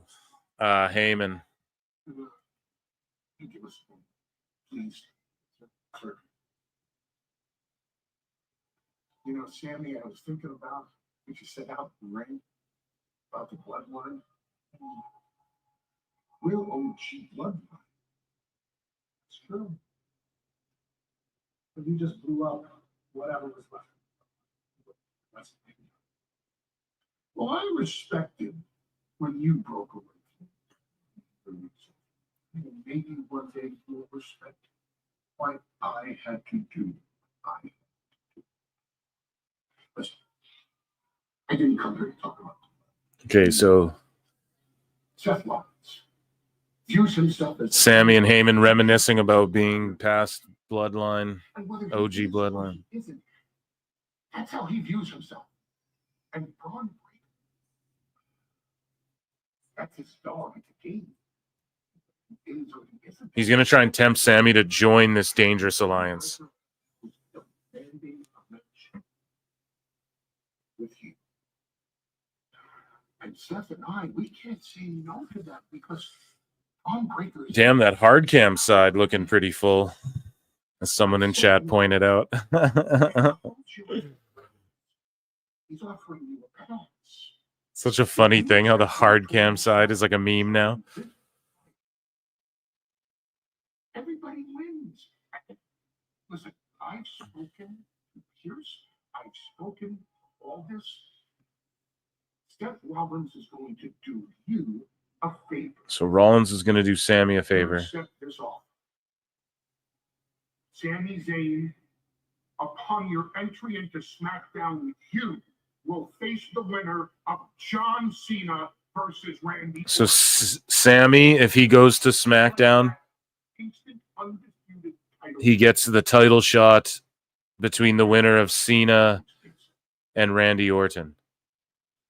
Think of your future, Sam. Think of the future for your family. Gets an automatic title shot if he bounces from Raw and goes to SmackDown. In the future, where you can die with thanks. Damn, that's a wild fucking offer.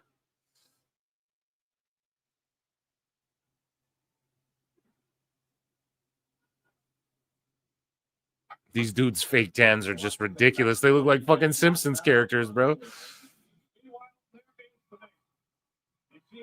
Here's Becky. The crowd goes, they pop kind of. We'll hear when she comes out. Of course, Dave. Oh, well, of course they pop for Becky. People might not be about it, you know?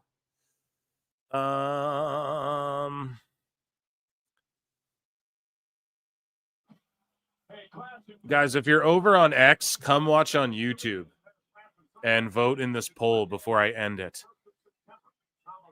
Okay, 35% of you have voted Blue Chew thus far. So,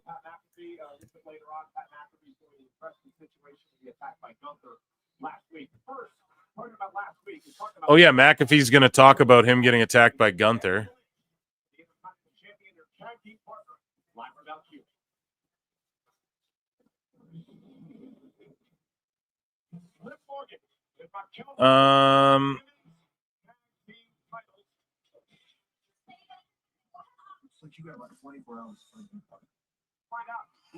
Here's an allegedly. You guys want an allegedly? So,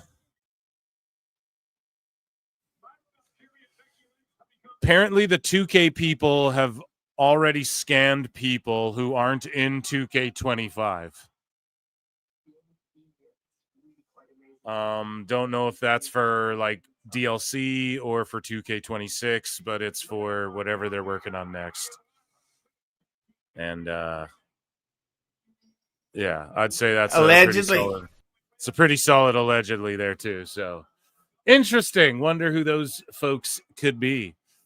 Anybody who signs that nostalgia thing like Lana did and shit, they try and get them.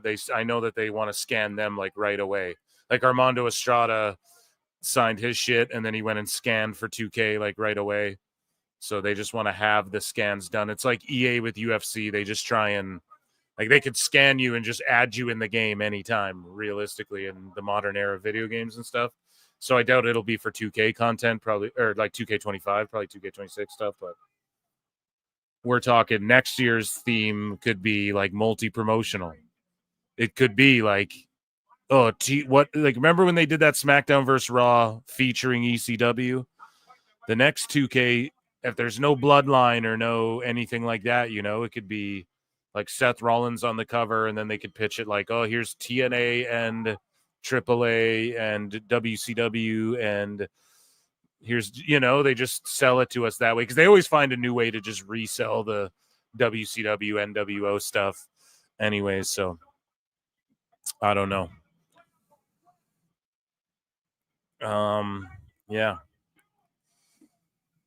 So what were we going to talk about here? I had one. I just want to talk to you guys about this.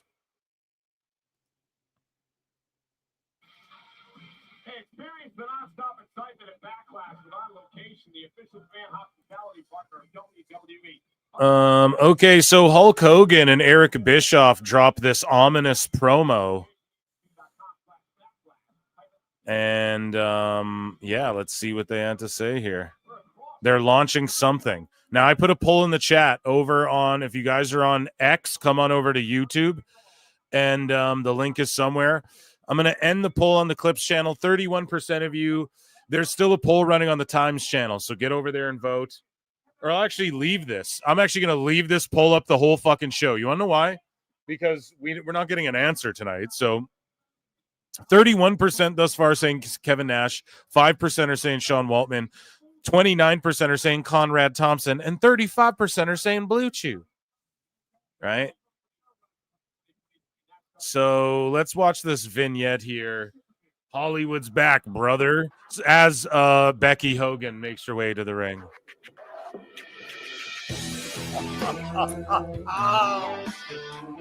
Why so serious? Because you know who I am. But you don't know why he's here. This is so badass. Like, you people know who we are. You have no idea what we're about. We're back, Mister.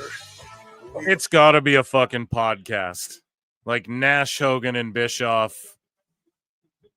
It's got to be. Are so back. Or like, yeah. So better than before. Or Conrad Thompson. Like maybe because Bischoff's like, I'm done doing 80, or he didn't say he's done doing 83 weeks, but he's like, I'm done covering wrestling, rather, or whatever. I'm done being a part of wrestling. But then he's doing this. Maybe maybe Conrad Thompson got the Hogan podcast, but it's like a new show with Bischoff involved as well. And they'll just focus on all Hogan shit, and maybe they got Hogan to finally agree to it, but Bischoff has to be there and be a part of it, and maybe Bischoff helped negotiate it a bit, because obviously he'll get oh, come on now, Eric, that's not very fair. Now it's not 50-50. Now it's got to be split up 50-50-50-50. It is so good to see you again, my brother. Oh, it's been too long. I love you the most.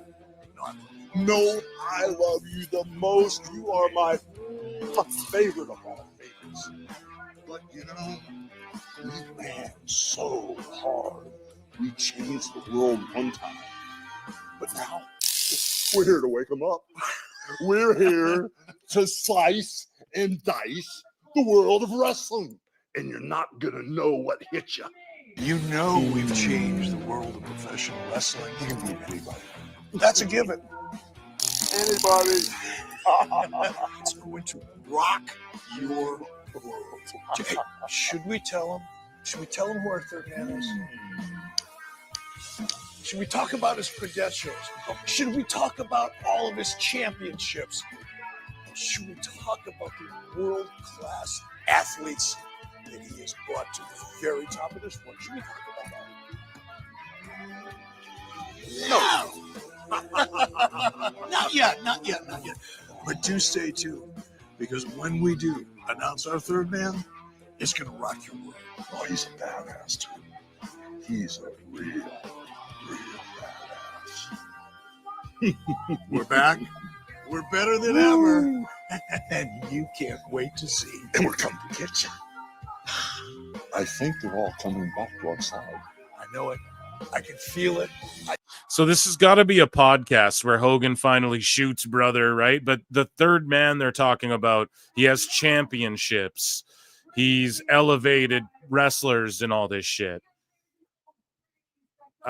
fuck, who knows, man? It could be Conrad because he has all those belts, right? And he's helped all these like old podcasts, like all these old wrestlers get podcasts off the ground. So I don't know, man. Maybe it's them three and then Bischoff's there to sort of like, and then they can re-talk about all the NWO stuff that Conrad's already talked about with Bischoff, and then but Hogan can give his perspective and then Bischoff's a part of it. I could totally see that. I think it's got to be someone NWO themed though. Maybe it's Kevin Nash, Bischoff, Hogan podcast, right? But yeah. Well, let me tell you something, Jack. It's Vince McMahon. Do you guys think it's Vince? What if it was Vince McMahon? And then they're like, we're starting a new Fed. Vince owns it. Bischoff's his main guy, and Hogan's the main guy as well. And those three start a new Fed together or something. That'd be fucking crazy. Yeah. So Becky Lynch is cooking. Do you know how many women in that locker room warned me about you? I bet they did. I bet they did. Jay Gonzalez for 2 says Mabel is the third man. Yeah. Get Mabel in there.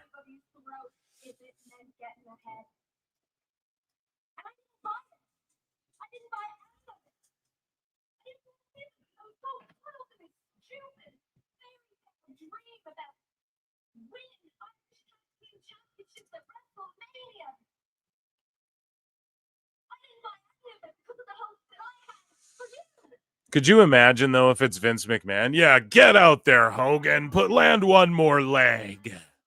One more leg drop, pal. It could be Mabel. How about Kevin Nash and Sean Waltman? Let's add a fourth man. Yeah. Right? It's got to be a podcast or something. But they are talking about wrestling and all this stuff, so... What if it was Vince and Bischoff and Hogan and they're like, we're starting well, you know something, Jack? I used to be all about America, but now I'm all about Saudi blood money, dude. And let me tell you something, brother. We're starting a Saudi-fed Uganda soft ground wrestling, but in Saudi, dude.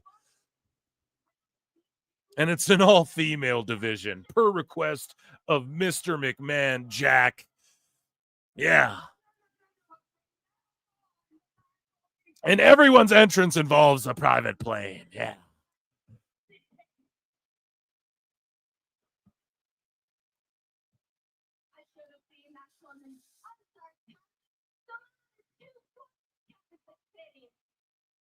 Yeah, people don't really care about Lyra. Becky's just trying to give her heat to Lyra and give her the rub. Backlash, Becky versus Lyra. I bet Becky gets the belt off her. I'm gonna make that matter like I made you matter. Welcome to the big party.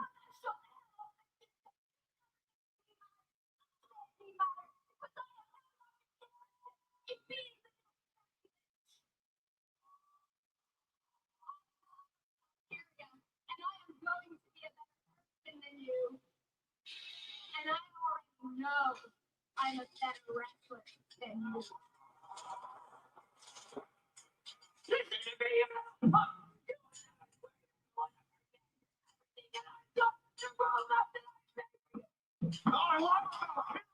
It's just that people don't give a fuck about this, like, oh, the roadmap that I laid out for you because you're fucking from the same town I'm from.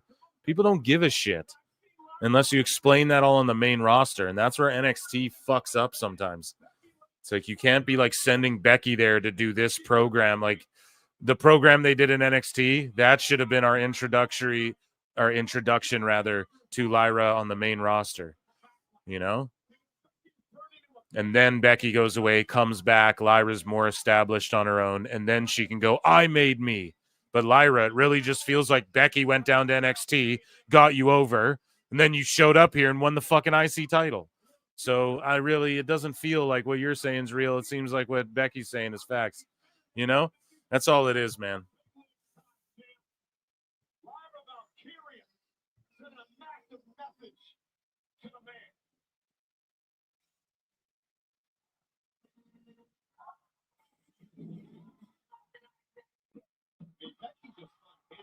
Kansas City, Missouri. Lyra, what did she say?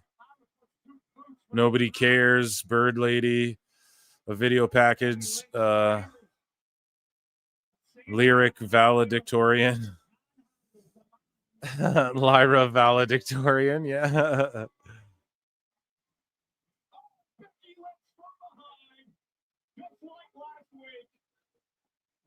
Damn, and then Becky from behind just makes her look fucking stupid.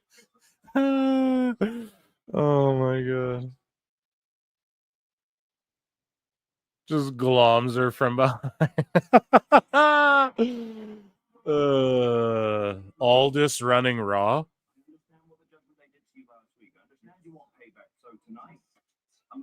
Guys, we're only at 75 likes on the Clip channel. Joining us on the show, the Learning Trees, Chris Jericho. I look and see it's not just me. So many others have stood where I stand. We are the young, so raise your hand. They call us problem child. We spent our lives on trial. We walk an endless mile. We are the youth gone wild. We stand and we won't fall. We're one and one for all. The writing's on the wall. We are the youth gone wild. Let it get wild. Yay!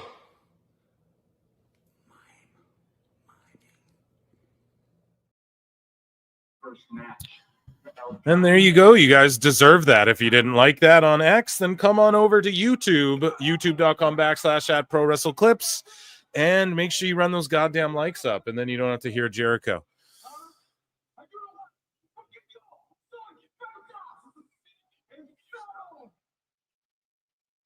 So we're going to get Penta versus Gable, it's looking like.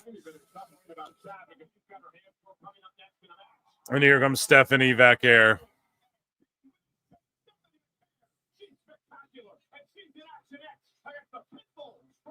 Yeah, here we fucking go. Vaquer about to show the world. Yeah, they already have a graphic for her. I told you guys, they were just fast-tracking her and Julia to that fucking main roster. Right? They were just too good to be down in NXT to begin with. But that's fine, you know? And that's the thing, like Zelina, we named her. Okay, I always try not to name, but like Ivy, man, they clear Ivy. They clear Raquel, you know? We're naming the names now because they're here on the main roster, so it's fair to do, okay? They're equal to now, right? But let's do it. So, you suck. We're getting the American-made entrance.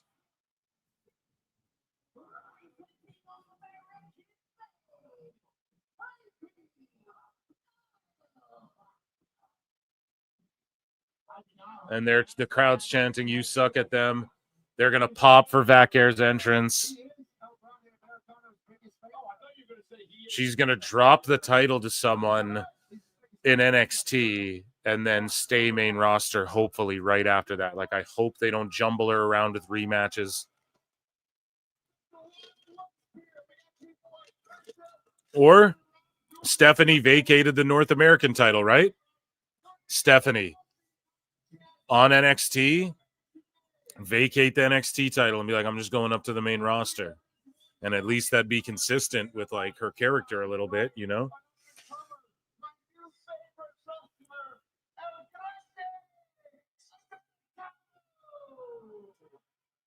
So Gable's just cutting a promo, putting over El Grande Americano.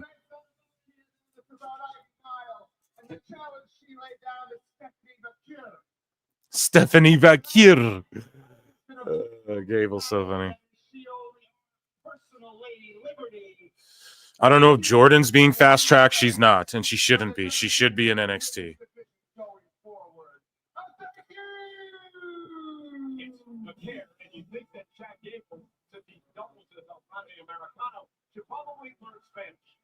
He does not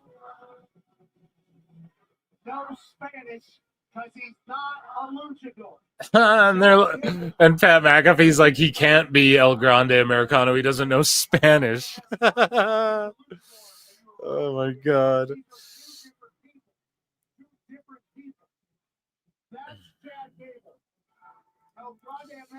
They should come out to the American Made song that was Hogan's theme in WCW. I don't know about all that. Ivy's great in the ring. Yeah, she's pretty good. She's a little pit bull. Bringing up Roxanne, Stephanie, and Julia. Who is left for Jordynne Grace to actually challenge, though? Sol Ruka, Zarya, Lola Vice, Kalani Jordan, Jada Parker. I'm forgetting the girl, Fallon Henley. Thank you. JC Jane. Fucking Thea Hale, bro. There's still a bunch of people coming up the pipeline in NXT. TNA girls, if Masha comes over. Okay, Jordan, Masha have cooked in the past, you know? They got TNA ladies. Gigi Dolan could get a push again. Who fucking knows? But they got tons of ladies.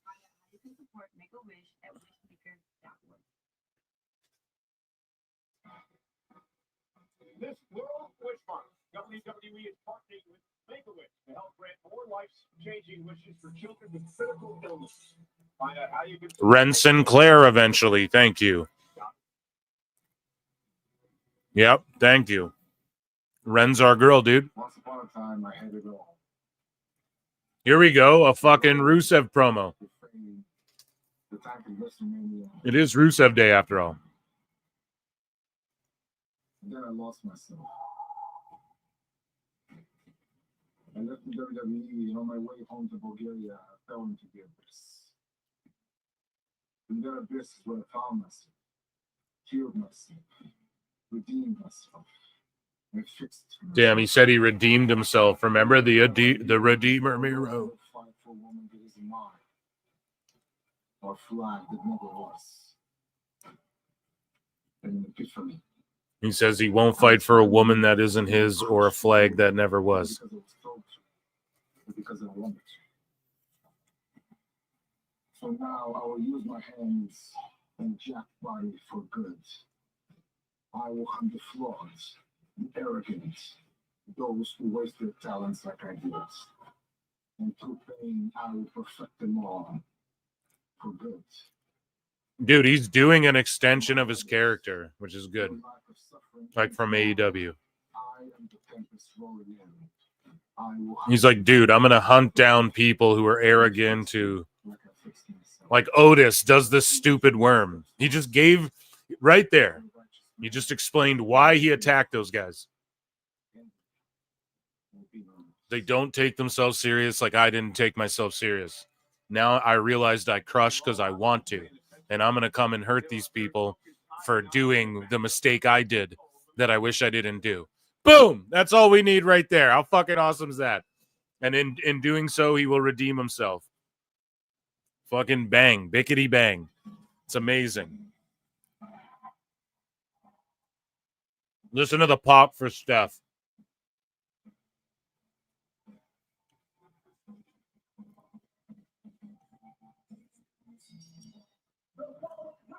First of all, the worm isn't stupid. Yeah, well, second of all, it's called the caterpillar, okay?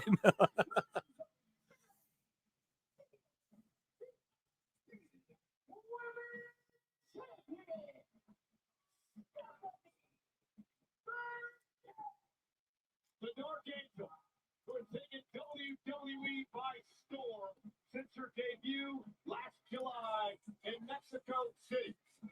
The woman who has honed her craft around the world, including in Mexico, in Japan. The first woman to ever hold the NXT Women's Championship and the North American Championship. So right there, they just made me go, oh, it makes sense why he'd jump Otis and Akira. Two guys who people have told you need to be more serious and you could get further along in your careers. Who are like, no, we're going to stick to our guns and dance and do our fucking caterpillars and stuff. And then boom, Miro's like, yeah, I fucked them up. They don't take shit seriously. I'm hunting people. So he's like, I'm not looking for chips. I'm just going after motherfuckers. So they can keep him a mid-low card guy. He can beat the shit out of people. They have something serious for him. They can elevate him. He's on like a 2-year deal. I don't know. That was in the sheets, right? Allegedly. Did I just say that? I don't know. I think that's already out there. So it's 2 years. So, and then he just buried the Lana thing too. Like the screen went blurry before she got on the screen. He's like, I won't chase women that aren't mine. So she's cooked, you know, she'll just be a manager in 2K and shit.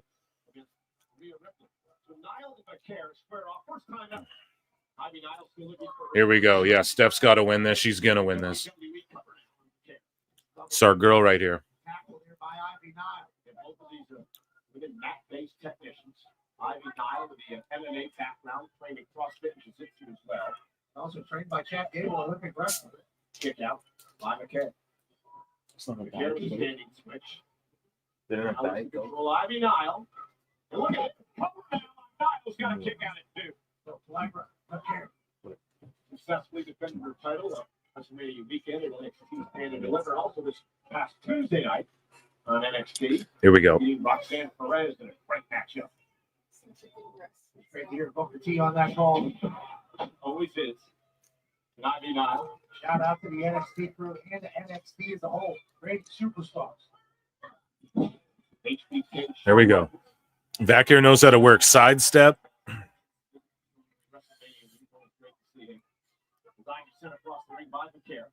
Head scissors. Yeah, there we go. Ivy doing some lucha shit. Oh, and then she hits her back. Wait, though, a roll up, though. Buttery smooth, man.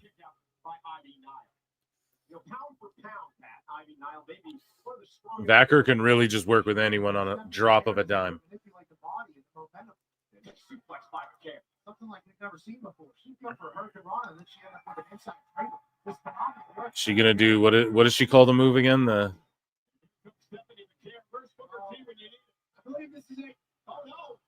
See, the crowd pops for that shit, dude. Ivy reverses it. The devil's kiss or whatever, yeah. Thirst cast alive and well, yeah. Oh, she got her in it.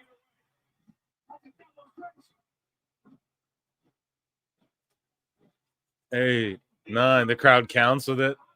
She keeps going. 6 smooches. It was 11, Pat. Crowd pops, goes crazy. She's over as fuck.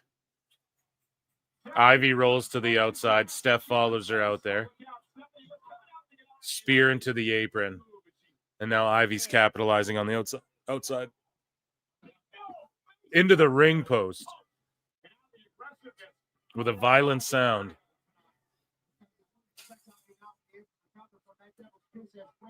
Steph's now selling her ass off here. Yeah, later tonight I might jump on my rise on Twitch, even if I'm not like talking with you guys. I'll be in chat, looking at chat. Maybe tonight I'll just go live. So twitch.tv/ProWrestleTimes. And I got some more Patreon stuff's coming too. I got something with Husey I'm doing here. Hopefully I can get his schedule here down where we're gonna do a watch along or something funny. Wrestling related. And here we go. So Ivy's just like grinding out. Here we go. A big suplex. She's just working the crowd. They're booing her. Steph's selling. Big suplex. Stalling suplex from Ivy. So she's just hitting like one big power thing, walking away. One big power thing, walking away. Now it's a big stalling suplex.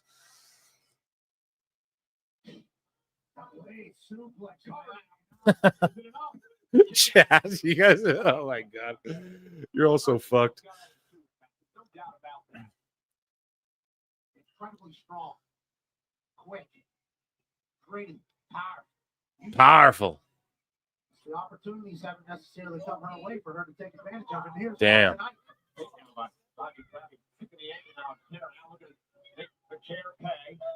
Possibly submission hold here.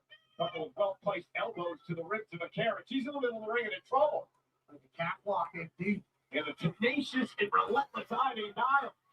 Now Ivy's just stretching fucking Vaquer's leg. She has her in like a hawse of pain, but like a single. You guys remember that move? Like the foot on the legs and you pull them back, but it's a single leg. And then Vaquer reverse just with like a... She got the crowd to pop off of... switching to a fucking chin lock, man. And then Ivy's working through. Steph's work, man. She can work through. There's awkwardness here. that Steph just knows how to work through with anyone. Ivy hit her with the shin breaker, chin breaker reversal now. Big elbow. Reversal. DDT. Roll up. Steph's going to beat her in the commercial. No, we come back from break. Michael Drouillard for 5 says, Vaquer makes me feel kind of funny like when we used to climb the ropes in gym class. Are you sure about that? The Devil's Kiss again. Crowd goes crazy. That's fucking awesome. I love when people throw the movie lines in there, hey?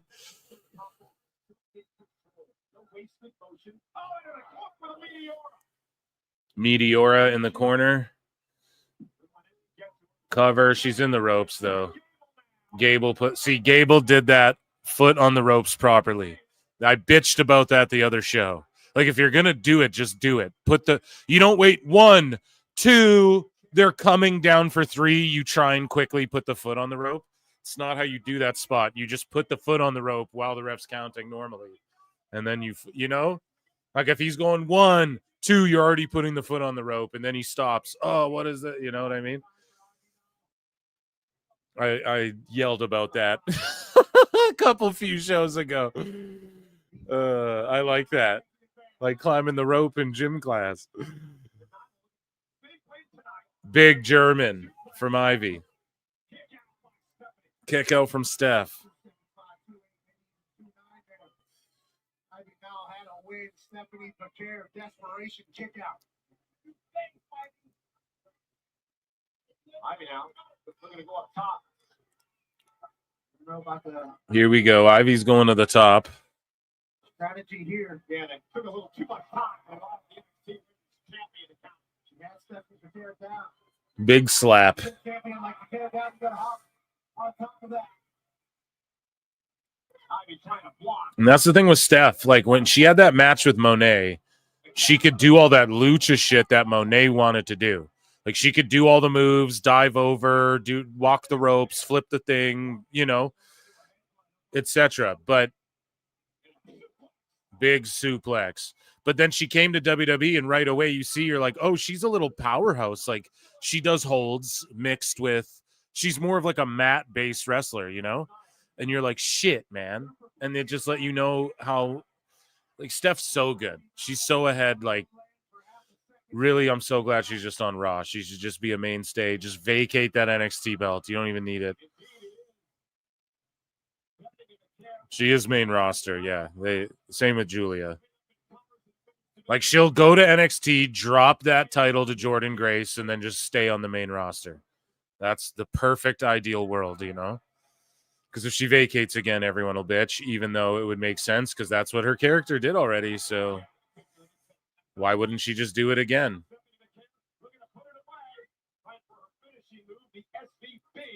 Oh, sidewalk, a spinning Uranagi side slam. Oh, shit, kick out.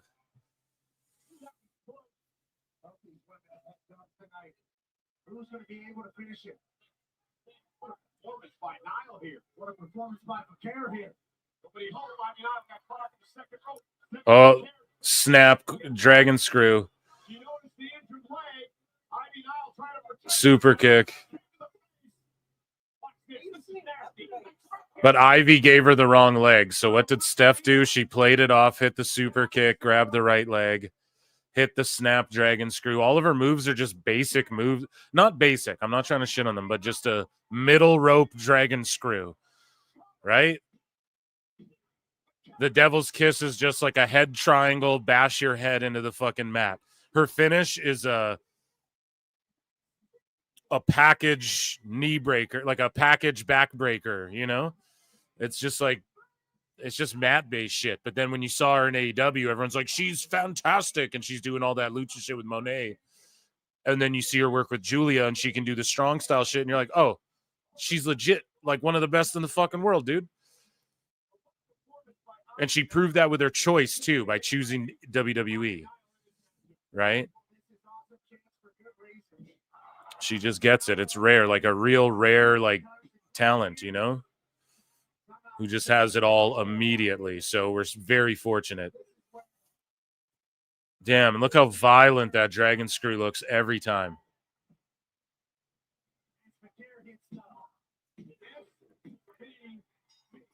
Hell yeah. Hell yeah.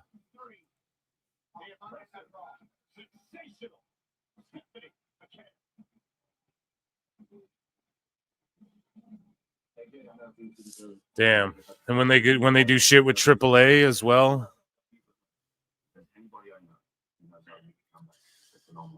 Yeah, she's just real crisp. She's just real buttery smooth. Like, even when it looks like a struggle, it doesn't look like choreographed bullshit. She's just like having a match. I am curious if she maybe has some amateur wrestling background and like when she was like a young or maybe in high school. I don't know, right? Like she just has that because there's some people that are just doing routines, man. And then there's some people who you can tell like, oh, they understand that it's supposed to look like a contest at the same time, you know? And that's just a thing of like, have you been in confrontations in your life, you know? Like there's some people who just get that. Some people just don't. And like, she just has that. So I don't know where that comes from. Just being a wrestling fan, probably. Who knows? Shout her out. Can't put her over enough every show. So.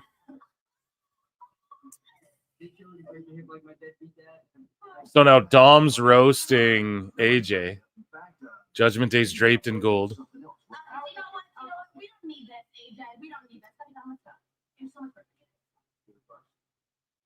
Dom as the IC champ is so funny. Oh, God. It's so good. AJ versus Dom for the IC. I want to see Sheamus complete that fucking Grand Slam of titles. And then look at Cross. Look at what his hair's like. It's curly and frizzy like Sami. He does his hair like whoever he's fucking with at the time. Very like sociopathic. Master of puppets, you're pulling the strings. Right, dude? That's what that is, man. He's got the frizzy half a bun like Sami would do.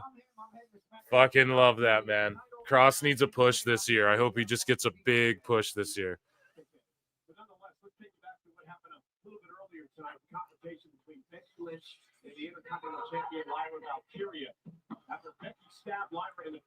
So they're recapping Lyra and Becky.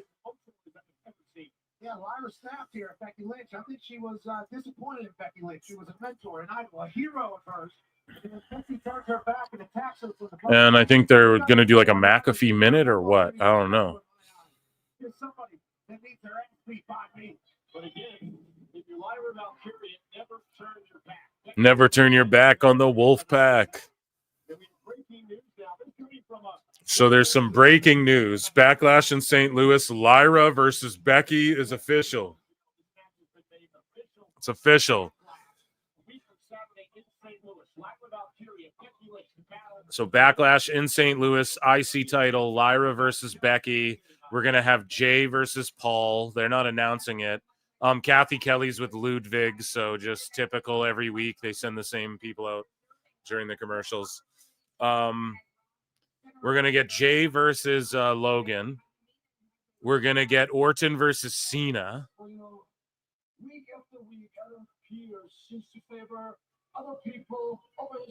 Or Orton versus Cena. Yeah, we're going to get Jay versus Logan Paul. We're going to get Lyra versus Becky. And then what else? I'm trying to think. The tag titles. No, yeah, I don't know. They don't have anything crystal clear yet. Not that they got to make all the matches yet, but those three alone are like boom. So there's going to be like 2 or 3 more matches on the card.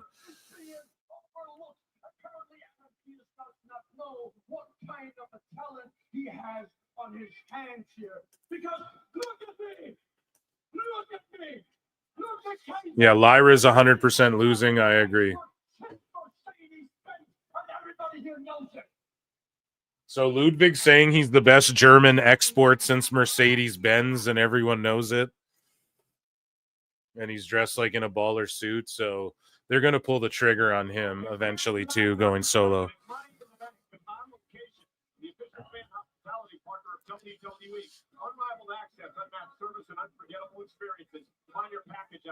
My wife just said, "What the fuck are you listening to?" Phil Marks, pal. Tell her hit subscribe and like.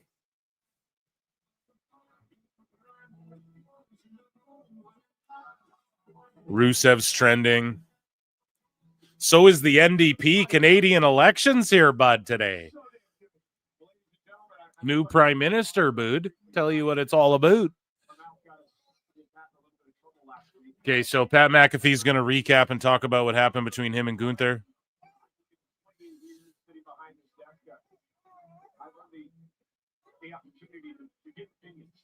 Sometimes I make it a big carried away, but that's because of my emotion and my love for what we do out here tonight. So Michael Cole just real selling this emotionally. I'm just gonna watch this along with you.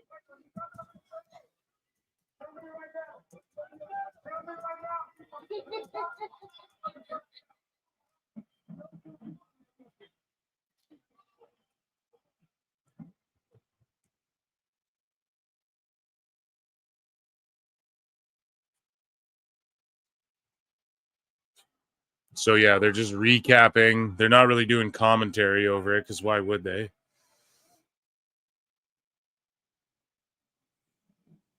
So our general manager Adam Pearce has suspended Gunther indefinitely and has fined him an undisclosed amount of money. Yeah, I think it's time for me to address it.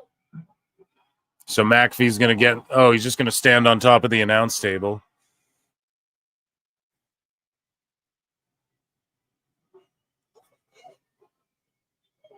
It is my honor to get a chance to chat in the city of the Maritimes, the Liberals bear. So this place is glorious, and it's the right place for me to deliver this message. I think there's a lot of people that have forgotten who the hell I am. So McAfee's putting himself over here. Career on a microphone. I think I have even forgotten who the hell I am. This past week has made me look in the mirror and realize some things. And I'm still that dog that was born in the East. Fat McAfee, people are saying.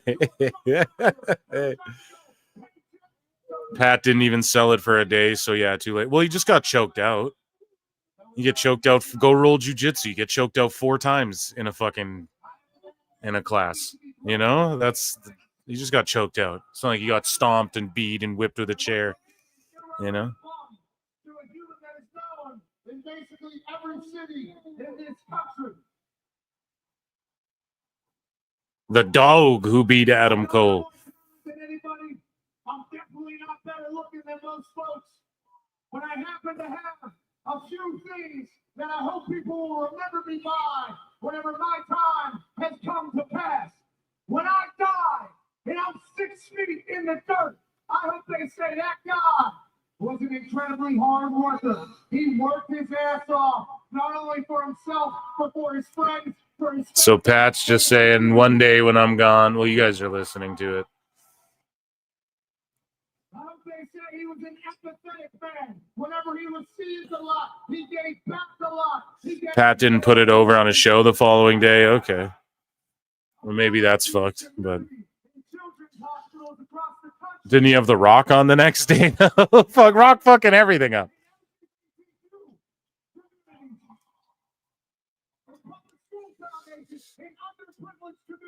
No fall Norway for 3 MYR, whatever that is. And you forgot to put your chat in. Just if you were trying to super chat in a question or something, write it into the chat and I'll know what you're trying to say. Okay. Thank you so much for that. Now fall. Hopefully I'm saying that correctly. Just write that in chat and I'll answer your question. About 450 of you guys watching. If you include X as well, if you're on X, come on over to YouTube to either channel, hit like, subscribe, and let's see what McAfee's doing. You must ride for Hopefully he's not like, well, is he going to challenge Gunther or something? I don't know if I want to see that. Malaysian money. Nice. Thank you so much from Malaysia. Love that. PWT Universe going global. Myanmar, please now fall. Write your, if you wanted to ask me something, if you're just supporting, thank you for that as well. So he's putting over Michael Cole. Michael Cole, I want to challenge you at WrestleMania, at Backlash, brother.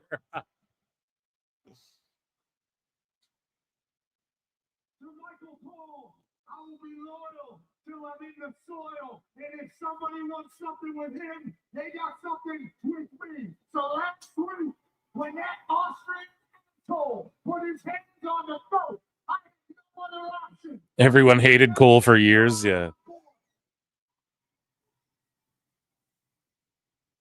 It was deep in my soul. It was deep in my blood.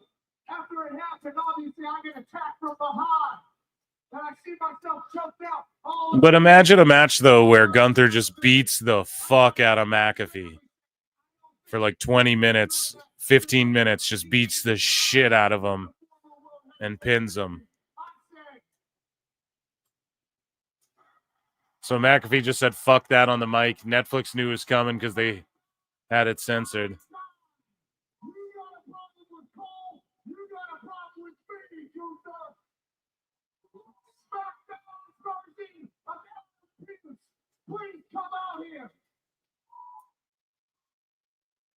So he's calling out Nick Aldis to come down and make a match.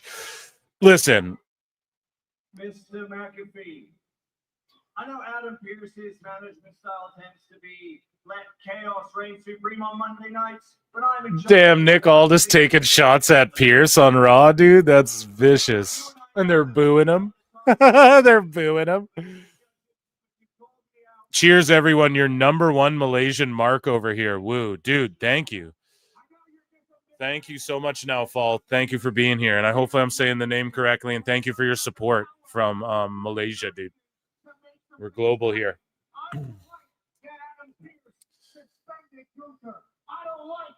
So Gunther versus McAfee, where Gunther just chop and beats the shit and bloodies up McAfee. And then we just get it. And then McAfee can leave TV for a while. And then Gunther just gets a shitload more heat on him. That's the only way I could see this paying off. If they have Pat beat Gunther or something, I'm going to fucking punch a hole through my TV. The answer is no. So Aldis saying no, catching all the heat. You have far too valuable assets to the company. I can't take that risk. But speaking of Spot on with the pronunciation, Phil. Westerners tend to butcher my name up. Yeah, well, I got it down, brother. Thank you for being here. Everyone, shout out Malaysia.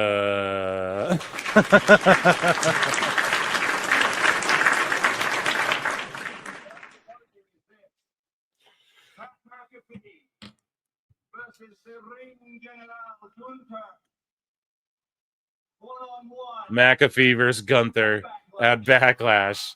What the fuck? Do you know what's wild too? Can I tell you guys something?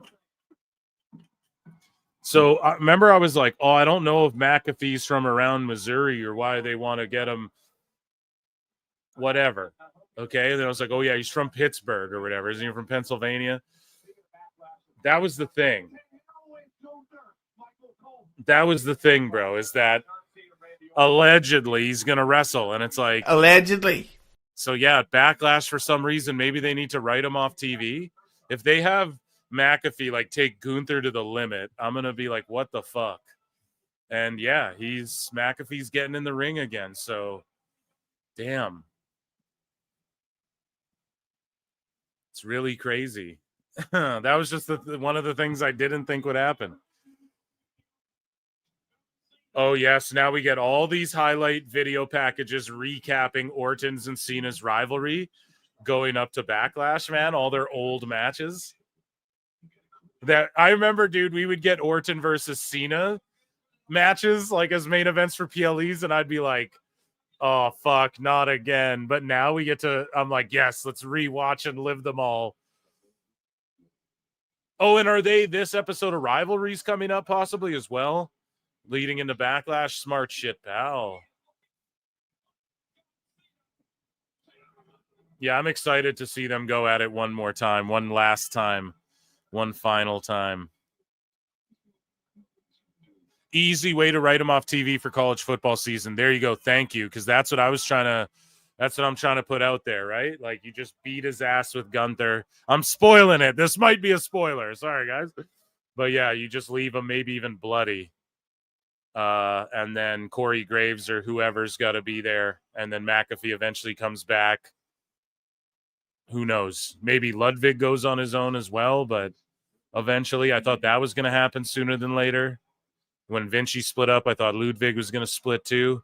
That promo he cut during commercial makes me feel like they're leaning more into that as well, but who knows? What is chat saying? Let me scroll up a bit. Okay with that.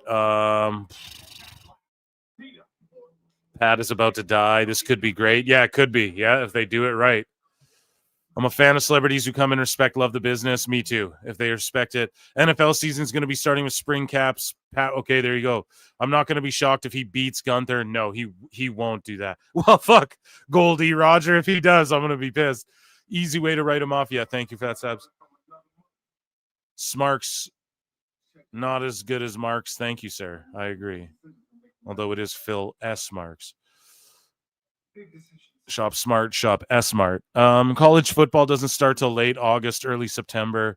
Hopefully they bring Corey back if he's gone.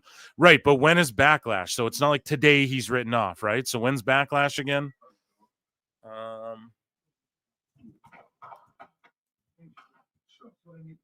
May 10. So he gets the shit kicked out of him there, and then he's gone for a few months, comes back, you know? Whatever. Makes sense.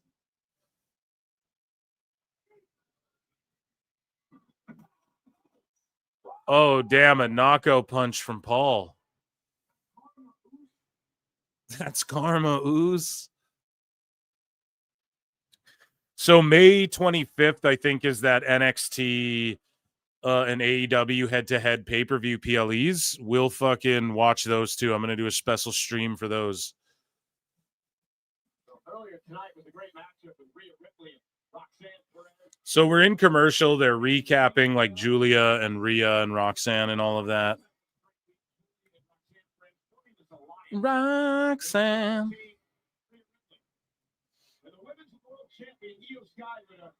Roxanne. Let's do some fun miscellaneous news. So here's Bret Hart putting Regis Philbin in a sharpshooter. This feels pretty good. All right, you got Easy. Easy. You got a lot on your back. On my back. Just ask him. He'll do it. Freaking finale, get down here. Okay, hold on. We're gonna roll this way. Hell yeah. Here's Shelton Benjamin with Maven Huffman. Make sure you subscribe to Maven Huffman's channel. On his interaction with Brock Lesnar in the 2020 Royal Rumble, Shelton Benjamin says, Vince enjoyed it so much he immediately had talent relations call me, and they gave me a 6-figure raise. They originally wanted us to just go at it, and he decided he didn't want to do that. He said, let's do this. This whole thing was his idea, and I wasn't really on board with it, only because I'm like, well, this makes me look stupid. So I was just kind of like, you know what? He's got 30 other guys he's got to worry about. Yeah. Like, just give him the breather. Make this part of his night easy. Yes. Yeah. Now, what I didn't expect was fans to imagine how hard that must have been. You know, when they come with that idea, Brock's just going to throw half the people out, then get eliminated super quick himself. Which, again, that was one of the best Rumbles of all time. you know, there's 15 guys there that Brock has to convince, like, I'm going to throw you out like nothing this way and that way. And this, you know what I mean? Think about that. The egos and everybody like, well, fuck, you know, why? Well, I want to be one of the later 30, you know? Because they gave us so many moments, the Shelton part, the Matt Riddle part, when Brock and Matt Riddle famously were like never going to work together, whatever. When Brock got eliminated, like that shit was so meticulously planned and so good. Zesty Rollins is in the ring, by the way. Who really like it, want it. But I just always wish they would have just let us do something because, like I said, we came in. But you guys could have made magic. We could have had so much fun. You guys could have made magic. Here's the silver lining on all of this. I had just signed a new contract with WWE. Vince, I guess, had kind of went back and rewatched, maybe a week or so later, he went and rewatched the Rumble. Because of this spot, Vince enjoyed it so much, he immediately had talent relationship call me in, and they gave me a 6-figure raise. Really? Yes. My boys eat. And I was like, off of a German, off of a German and an elimination. Right. It's one of those, man. I'm glad I didn't fight it. You're like, of all the shit I've done, yes. Damn, they give him a fucking big raise for that. So Mayu Iwatani announces Stardom departure. So keep eyes on that. Rumors she'll be in WWE. Tetsuya Naito has dismissed the idea of his New Japan exit being money related, saying he never made unreasonable demands during negotiations. Because of course, people are going to shit on him and try and say that's what he did. People are going to say his body's falling apart and shit. Rob Van Dam suffered a double heel fracture at MLW Battle Riot. Okay, where he came in at number 40 during the Battle Riot match. Queen Sharmell is returning to the ring for her first time since 2009. Never the best wrestler, let's be honest, but she's taking on Tiffany Neves at No Limits, ROW No Limits. So, yeah, just putting people over in ROW. You know, Booker T's got the pull, so shout him out. And Gabe Kidd calls out Tom Pestock, a.k.a. Bishop Dyer, f.k.a. Baron Corbin. Gabe Kidd's like, you want to fight? Let's fight, pussy. And then Pestock, Corbin is like, you definitely talk like a tough guy, but you realize after we fight, the whole world will know if you're an actual tough guy or just another punk bitch. Now, on this note, I saw a clip as well of Paul London saying that he worked with Kenta at MLW and Kenta was being like a fucking diva. And that Paul London was like, if I were to he's like, if I were to blood sport anybody, if I were to call anyone out for like a work shoot, he's like, it'd be Kenta because I think he's a fake tough guy with those fake kicks. He's like, and I think I could stretch him pretty much. He said that. Paul London said that on Cafe de Rene, and they're not working, bro. Like, I don't think he was working because he like buried him being a diva. It wasn't about like, oh, he's a fake tough guy. That was like one aspect of it at the end. Paul's like, I think I could whip him pretty much. But Paul was burying like, no, he's difficult to work with. He doesn't want to do anything. Makes me hard. It's like, even the stuff I wanted to give him, he's like rejecting and shit. So I don't know, man. Obviously, Tom and Gabe are probably working, but yeah. That was miscellaneous news. Let's listen to Seth here. Seth and Sammy. 20 years of friendship. This is you and me. Last week, I watched you come back to Raw. You celebrated in the center of this ring with Jey Uso because you guys are friends. And when you came out here tonight, I thought you were going to give me the same respect.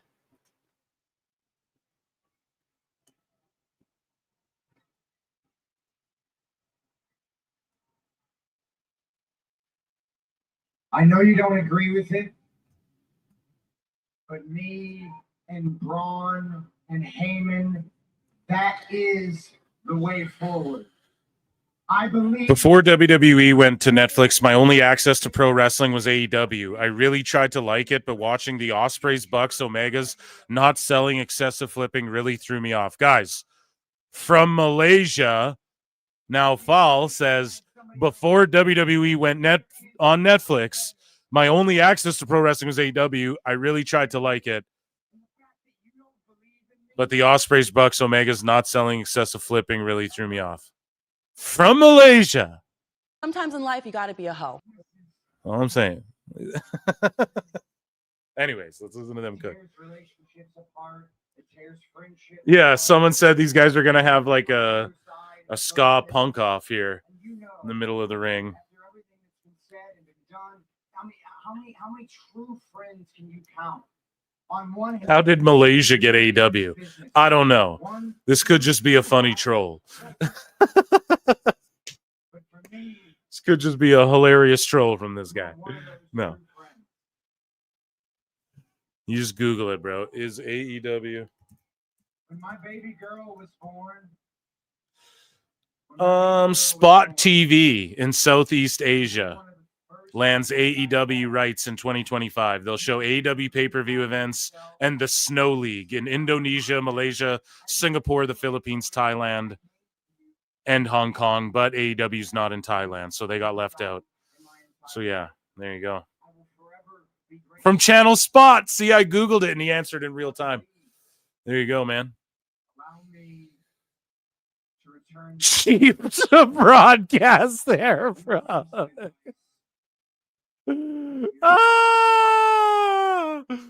It's not. I don't know why that popped me so hard. You're not lying, but it's just funny to say, like, just to chalk it up to that, you know, because it's, I don't know. Yeah, it's just funny. Yeah, spot on, right? And you don't believe in me. Yushin FX, that popped me so hard. It's just the funny extrapolation for AEW. It's probably cheap. I mean, why else would they be? Oh, man. That is fucking funny. So, yeah, Seth is begging Sami to take the out, go to SmackDown, and get those shot at the world title.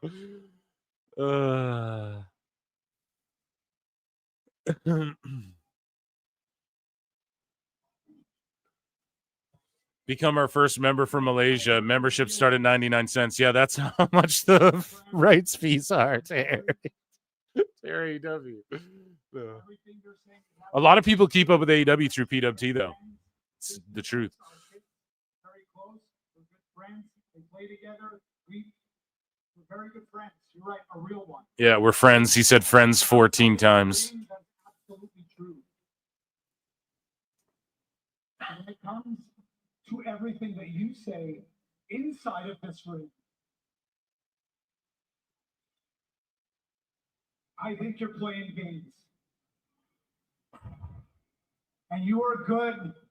Seth, you're good, man. You've always been good. I've never been that good. Yeah, stealing AEW storyline.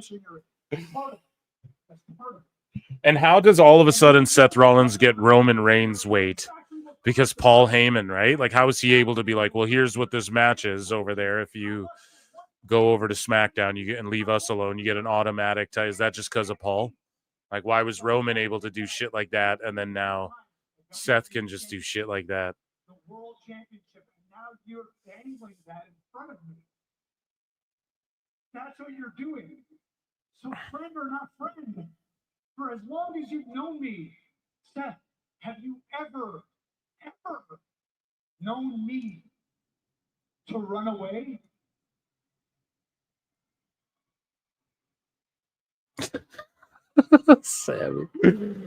Sammy's good on the stick, man. You talk about hurt feelings. I'm not going to stand here while my friends. Sammy goes heel. I'll give 5 subs. I don't think it's gonna happen. Seth Rollins looks like he's about to get baptized at a pride parade. Your vision, your plans of the future, then I become a target. But guess what? I've been a target 1,000 times before. I can live with being a target, but I cannot live being blackmailed, blacklisted. Andre Adams for 5 goes, Sami Zayn is what happens when Captain Caveman gets gentrified.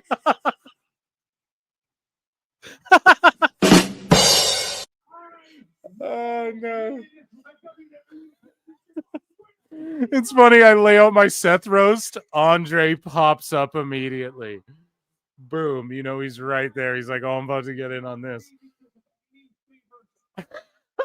I love it. I love it, dude.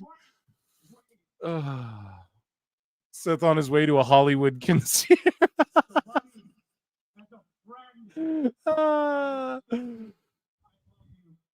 Yeah, Seth stole that shit from Ricochet, who got it from Nana. Oh, man.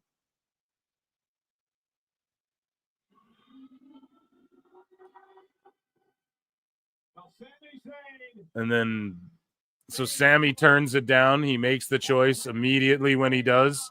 Seth looks disappointed, shaking his head no. Immediately when he says no and he makes his choice, Braun Breaker's fucking music hits and he comes out and he's basically just the enforcer.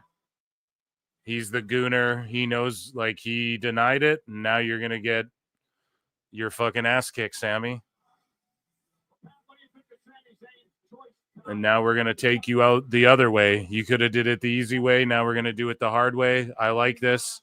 I like this dynamic. I love Heyman with Breaker. I love Seth being like the leader of this group. They need to add one guy or a gal. Down the line, though, you can milk it. You don't have to do it all at once. Seth called this group the future of the industry. He's the best man for the job, the visionary of the future. So Sami's accepted his fate. And hopefully they just get Breaker over. I mean, they already have, but hopefully they just smash him over as this, like, devastating killer, you know? Like, I hope he just destroys Sami. I hope he mauls everyone in the ring, like, even more hard body than he has, you know, in the past. And I love it. Yushin FX gifts 5 Pro Wrestle Clips membership. Don DeMarco. How, why? I don't think he turned heel. Jericho time. Rhea can milk me. That's gross. What happened to where you did it? Fuck it. Well, thank you, dude. Guys, round of applause and acknowledgement for you. Acknowledge me. And you guys can buy memberships 99 cents. I hope our biggest haters or our biggest lovers here in PWT land who don't have memberships got that. Guys, if you're on X, come over to YouTube. I do members only streams. Typically, I try to do them weekly. Sometimes members get stuff early as well as Patreon. Yeah, so consider checking those things out or just hit like, hit dislike. Tell me I fucking suck, whatever you need to do. Thank you very much, Yushin. Appreciate that. And yeah, I hope people got gifted those. We need more haters in here. I don't know. I think we're too nice. We win them over because we're just too cool, guys. You know, I think that I think that's all it is. They typically come in at the start when no one's here, talk shit, run away, and then everyone's just too cool in here. Too cool and rational. But we are growing exponentially. It's hard to keep up with it all. The what? You what? You what? Time for us to turn heel. Yeah, you guys are going to turn heel on chat. You demand Jericho time. I think we already had Jericho. If you guys hit 100 likes on the Clips channel, I'll give you Jericho. How about that?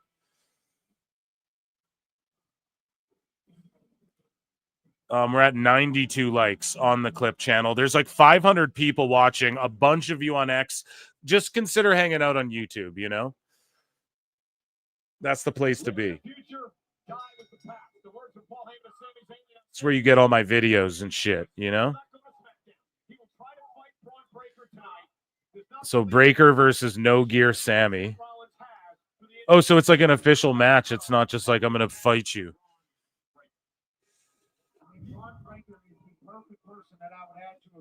Braun is the new Brock.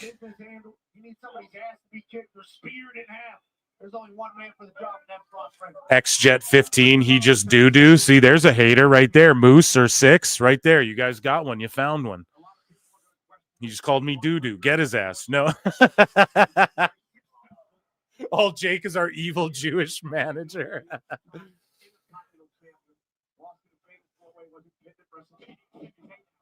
This fucking chat really sucks. Yeah, dude. X-Jet is the third man. Yeah, it's a swerve. It's Sting. I can't even get to 100 likes.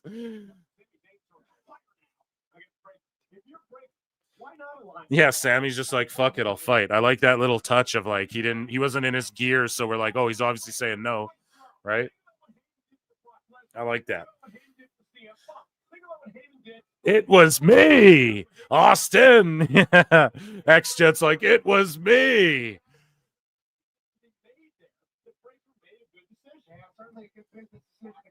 He's like, I did it for The Rock.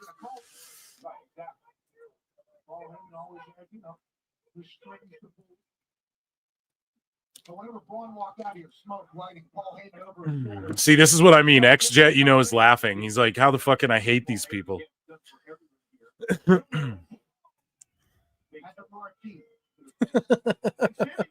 I did it for the flutes. I gotta believe Heyman's stable will be more than Rollins and Breaker. Yes, down the line, good sir. Read Shimizu. Thank you for being here. 500 people watching. Come over to YouTube, hit subscribe, and like I drop videos every day, clips, funny music videos, all type of fun shit. I got cool content coming down the pipeline, and really cool guests and shit. Just consider coming over to YouTube. But I like streaming to X. You folks are cool too. Boom. And I'm trying to get my shit monetized. Like I've been paying over a year of just paying without it being monetized. It's like, fuck it. I need to get those followers up and shit. So you guys know I post in good faith. And I know because I get fucking heat whenever I've been getting a lot of heat lately. Lots of people disagreeing, but that's good, man. That's why we started this show. We got to mix it up, Yeah, Breaker should just, I want to see him. Like Sammy's obviously going to take him to the limit.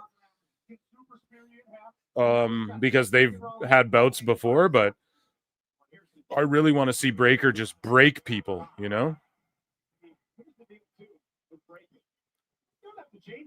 And Miro's on what show's Miro on? Raw as well, yeah. So damn, maybe Miro could have been with them, no? Or is that too much like meaty guys who will destroy you? Does that undermine Breaker? Yeah, I think that undermines Breaker.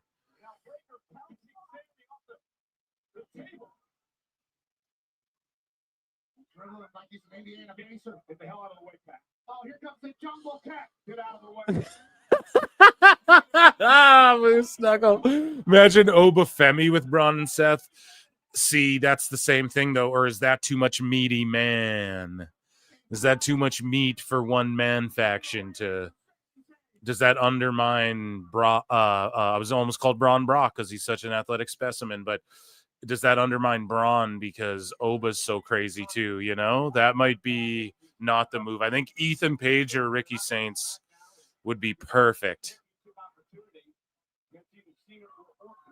Or honestly, Buddy Matthews again, but that guy's in AEW, so right? If Buddy Matthews was there, he'd fit right back. He's been with Seth, like him and Seth, and then he could flip around and fight the lower guys, and Braun is like, that would work really well too, but unfortunately he's not around. Carmelo Hayes is a good one. I really am liking Miz and Hayes. I think that's an underrated group, and if Trick stays heel and eventually comes up, and then maybe they heel turn on Miz and like Trick joins up with Mello again or something, that could be crazy too. Or they're like a 3-man thing. Miz is just good. He makes anything work, dude.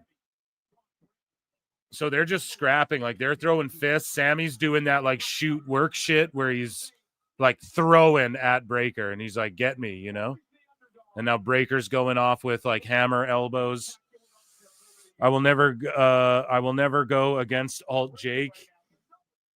You can never have too much meat, Phil. Hell yeah, Mid-South was so entertaining. I don't know. Cash looks like Braun is about 5 more minutes in the spray booth from trying to look just like Oba. Yeah, they're in that fucking spray booth. I saw this thing, man. What's that actress who's married to Ryan Reynolds? And people were roasting her because she had like makeup on her dress or something, like spray tan pit makeup on under her pits or something. At some red carpet. And I was like, damn, see, it ain't just wrestlers. It's the entertainment life, daddy.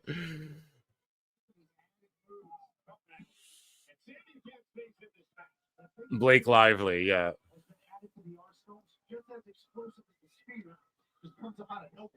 Braun looks like Patrick from SpongeBob when he got a spray tan.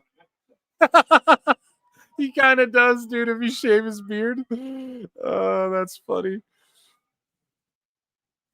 Oh, shit.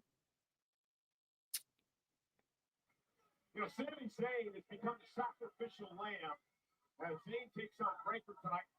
4 more likes. If you guys want Jericho, run him up on the Clips channel. That's fucking pretty good. There's been like just over 100 people watching on the Clips channel, I think, routinely, and then we're split up because the Times channel's popping. The Times channel had more likes quicker than the Clips did at the start of the show before I went on the air, believe it or not. So people are watching over there too, and then X, of course, is popping. And the replay will be at youtube.com/@prowrestletimes. And guys, I don't want to clutter up my feed with gaming shit, so I think my Twitch stuff, I think I have a new channel, Pro Wrestle Games, coming. And I'll just re-upload Twitch stuff there, and any gaming stuff I do will be over there. Yeah, so just look out for that too. The Fireflies are out. I wonder why. Oh, maybe the Wyatt Six come back and stand up against like Seth's heel faction. That could be something. Like not even tonight, but just in general down the line, maybe that. But didn't they go to SmackDown? Yeah, they're in SmackDown with Bliss.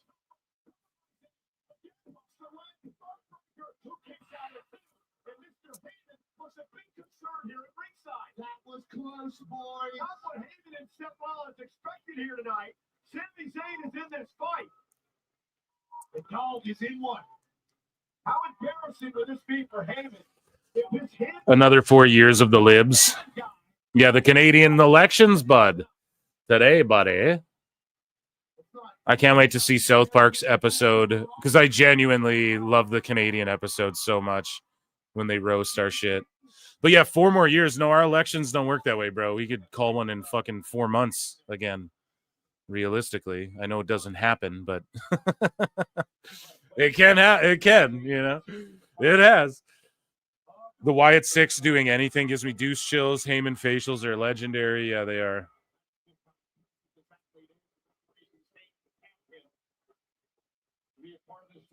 Sammy built like plant-based Chuck Norris.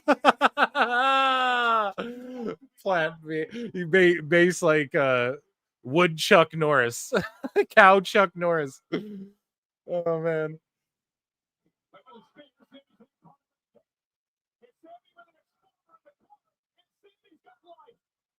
Oh, man, that's funny.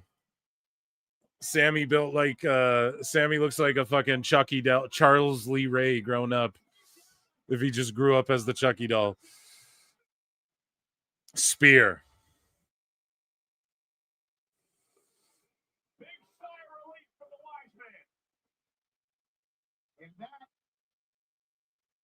Who won the election, Terrence or Phillip?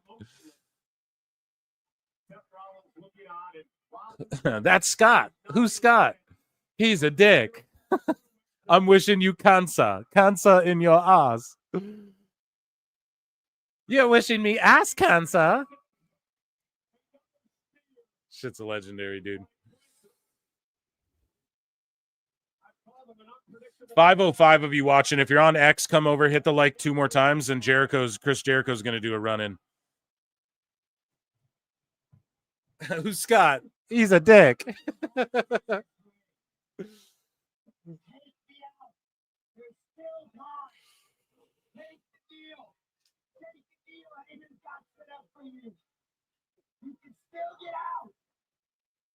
Oh, yes, Canadian Shakespeare, that Terrence and Phillip.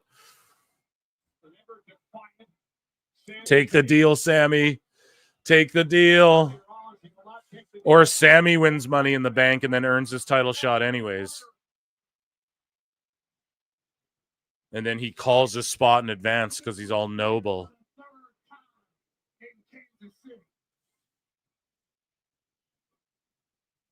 Wait, he does a run-in if we hit the line? Yeah, if you hit 100, Jericho's going to do a run-in.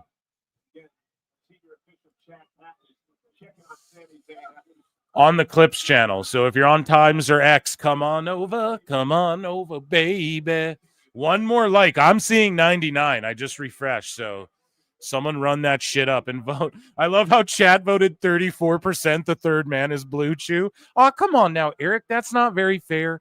That's not very fair to stooge the launch of our podcast in partnership with the New World Order. Actually, the Blue World Order. Actually, the Chew World Order. Eric, I'm here for it. I was here for it. But until you started chatting them up in that black and white video, that doesn't make for a healthy Blue Chew business. That doesn't make for a healthy AEW, Eric. Chat me up about the Chew World Order, Eric.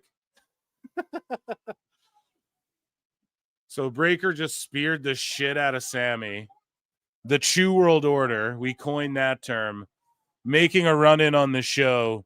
The GOAT himself, Judas and my... I look and see it's not just me.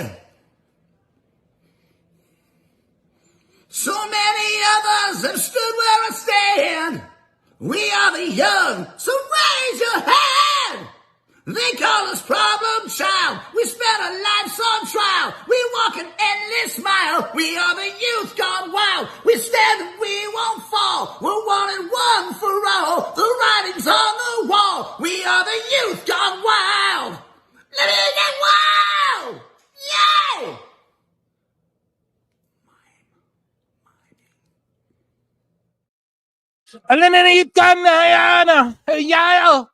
And so Breaker gets a stoppage, and the crowd continuously is still chanting one more time, cheering for the fucking heel. Rollins is able to settle down and calm Breaker down, and he listens to him, which is good. Breaker, they're chanting one more time at the badass heel faction, which shouldn't be the case. And so that's all fucked up because cool heels are the in thing. And yeah, dude, I don't know what to tell you. The match was ended via doctor stoppage. Seth told Breaker not to do nothing, and then Seth hit the stomp on Sami, and all the officials are standing there. The show is going off the air. Andre Adams for 5 says, I feel like just 2 hours ago, Seth and Becky were arguing over who gets to wear that coat. And those shoes. Got him. You got him. And those motherfucking shoes. 626 for 2 says, Phil, pop one to give your wiener that hot tag. You sick bastard. You sick son of a bitch. You're no. 626, I appreciate you, dog. Okay, guys. There's 500 of you in here. The show just came to an end. I'm feeling the vibes. Let's do a little, I want to do a little segment with you all, okay? I want to do, because we did Miscellaneous, didn't we? We ran through everything. Miscellaneous and TNA news and WWE news. So I'm going to give you guys even more. Usually we save a bunch of this for Wednesday. But I have here a 6-minute long clip. And this will be a fun segment. I want to see flutes in the chat, ladies and gentlemen. You know the drill. Okay, I want to see flutes in the motherfucking chat right now.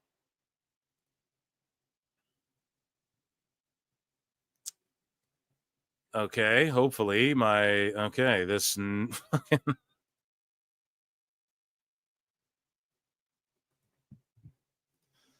Sorry, I got fucking Notepad app opening up that I clicked by accident. God damn it. Okay, moving on. Flute. I want to see Flutes in the chat. How'd you guys like Raw? It was a great Raw, great ending to Raw. What more can I say? We reviewed it as it happened, right? That was a very fun Raw. It flew by for me. It felt like 2 minutes. That's why I want to give you guys a little more here. Round of applause for Raw. Round of applause for all of you being here. 520 of you. If you're on X, come over to YouTube. YouTube.com/@ProWrestleTimes. YouTube.com/@ProWrestleClips. And check me out. And then I guess Pro Wrestle Games coming soon too. Yeah, I might as well just do that. Upload my gaming shit. So check me out on Twitch. I might go live tonight over there. So come hang out. 7 out of 10 is a fair score. It's a fair score. But 8 out of 10, good. Okay, Flutes in the chat because it is time for a very quick, just a very off the cuff. I don't even know what this segment entails because I did not listen to this clip for 1 second. I just saw it was 6 minutes. I saw Brian's face, and it's time for a Tryin' Brian, Dave Meltzer's dumb moment of the week. More like an observer's dumb moment of the week at this point. You guys know what I'm saying? So here's Tryin' Brian, and he's always trying, which is good.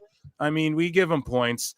And, you know, this isn't the first time he's gone off. He's going to kiss the ring and listen to Dave's bullshit.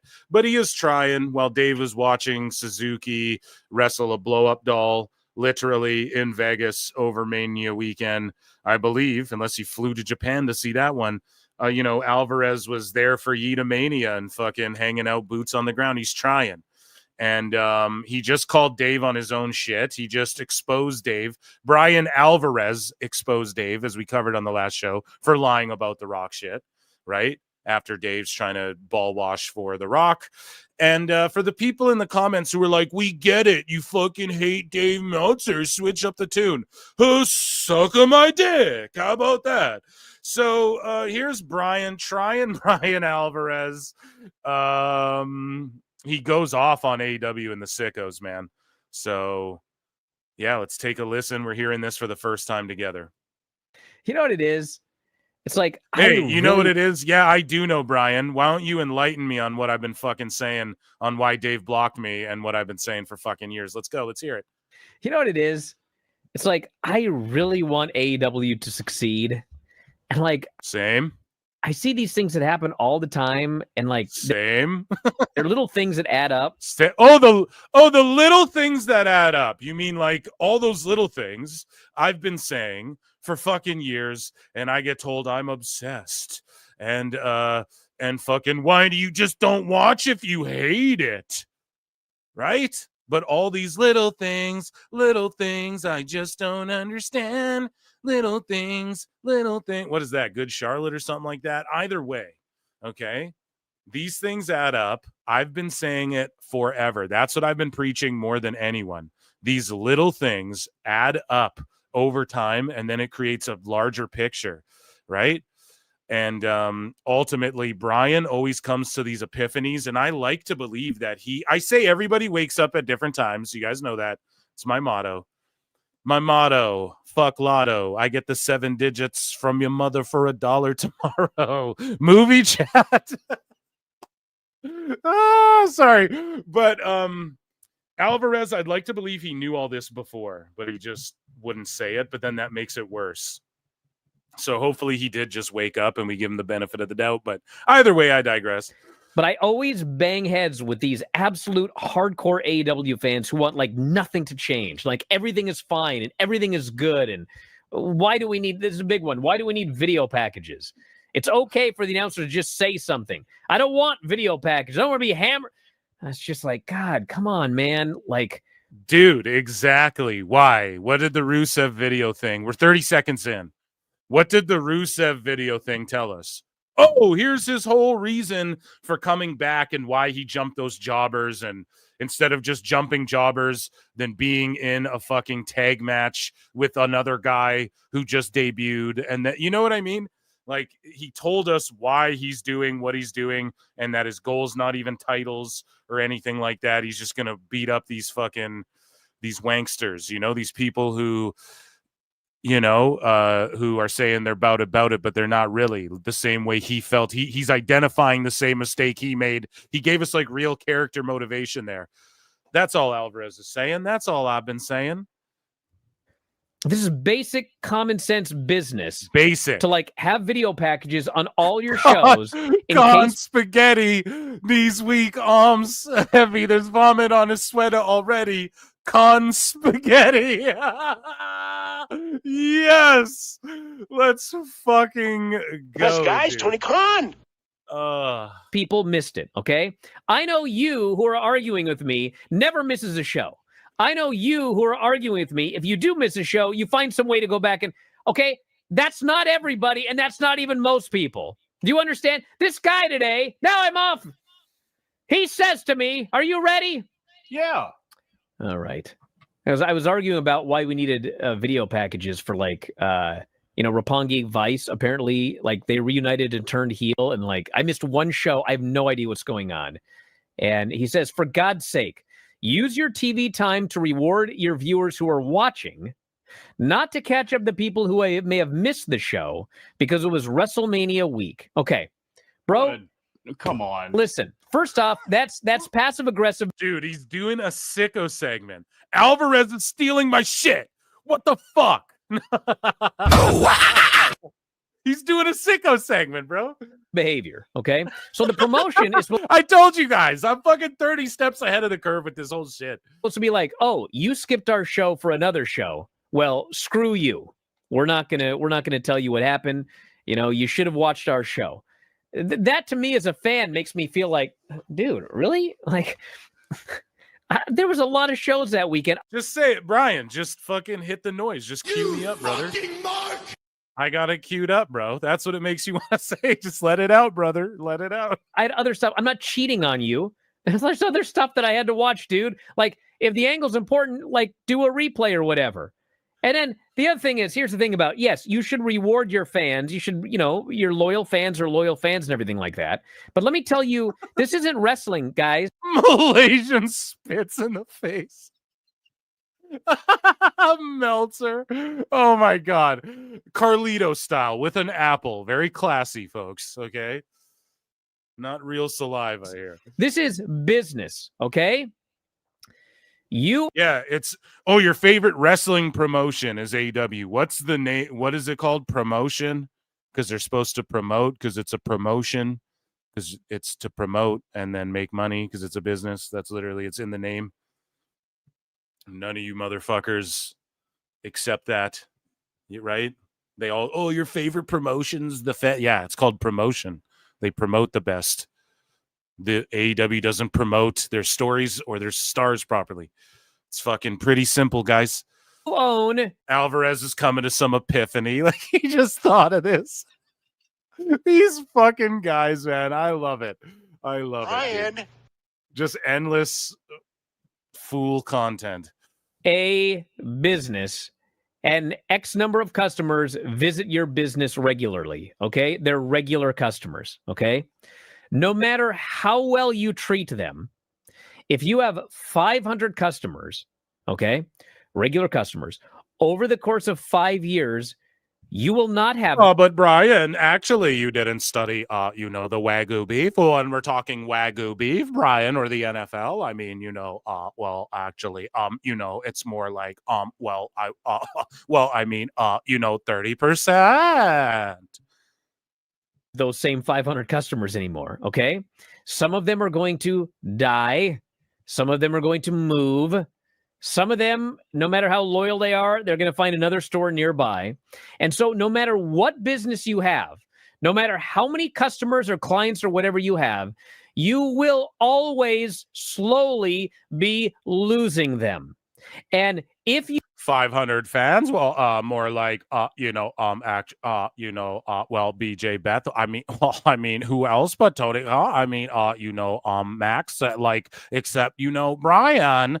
Max, it's more like 5,000. You do not replace them with new customers, you will go out of business. You will slowly trickle down and your business will die. This is what I mean. Tony Khan's marking out over he how do you explain this? Like, he's marking out over 2010s wrestlers that went viral for doing fucking flips in Japan. I hate to be that way, but that's what it is. Like, I'm sorry, it's what it is. I'm one of the guys who marked out for that shit, you know? So then now we're a bit past that, and you have some of the young guys signing up, I guess, with them, right? But now it's about like Tony just signing everyone so WWE can't get them pretty much, you know, and he's signing anyone. Like Von Wagner's got a job in Ring of Honor. He had fucking Rita Chatterton on contract. You know, he's just signing any and everyone. And yeah, you got to learn how to make stars. Like, this is proof when people are like, oh, another great rating for AEW. No, man, year over year, it's way, way, way, way down. And Max is settled until somebody shows us a real number. BJ Bethel, Dave Meltzer, all these guys, they're fucking lying clown shoes. Okay? Period. It would be like if I just was like, oh, yeah, I mean, and I just started estimating the numbers. It's the same thing. At least people like Switchblade show the work and where they're pulling numbers from. Okay? And we know for sure that NBA, when they've done a 2.2 million total on all the streamers, hasn't drawn more than 148,000 on Max or whatever the fuck the number is. Sorry, I probably butchered it. Go check out Switchblade. He has the number and the posts of Max posting it. So if they do 2.2 million total, counting everything, and 148,000 watching the NBA, there's no fucking way on God's green earth there's more than that watching AEW on Max when they're pulling, not including the Max number, 600,000. Okay, it's just that simple. We can point to that. That's like the red steaming, red hot fucking evidence right there. Okay, so yeah, and then Brian epically calling out Dave about that Rock shit. Everyone, we owe Dave apologies. No, Brian just owned his ass, his own guy, and just showed everyone he's talking out of his ass and lying about that stuff too. Okay? Dave is just tremendously, he just needs to say, I rate Japanese wrestling style matches. I rate these based on if they happen in Japan, what the rating would be. That's what his book should be called, right? Japan Ratings by Dave Meltzer. That's what the newspaper should be called from now on. There's one at the bottom of the hill. It's called Rite Aid, okay? The same people have been going to this Rite Aid for 75 years. I wandered in there the other day. There's no one there under the age of 75. They're all the same old people. Rite Aid is not getting new young people to go to their store. And you know what? The store will remain in business until, tragically, those people die, and then they will have no other customers, okay? I don't care how much you like AEW. You are slowly going to lose viewers. They are, no, not you are going to. You have slowly lost viewers, Tony Khan. Okay? And I don't care how much you like AEW. You fucking sick weirdos defending it crazily and not being objective about this shit. And the elbows. Okay?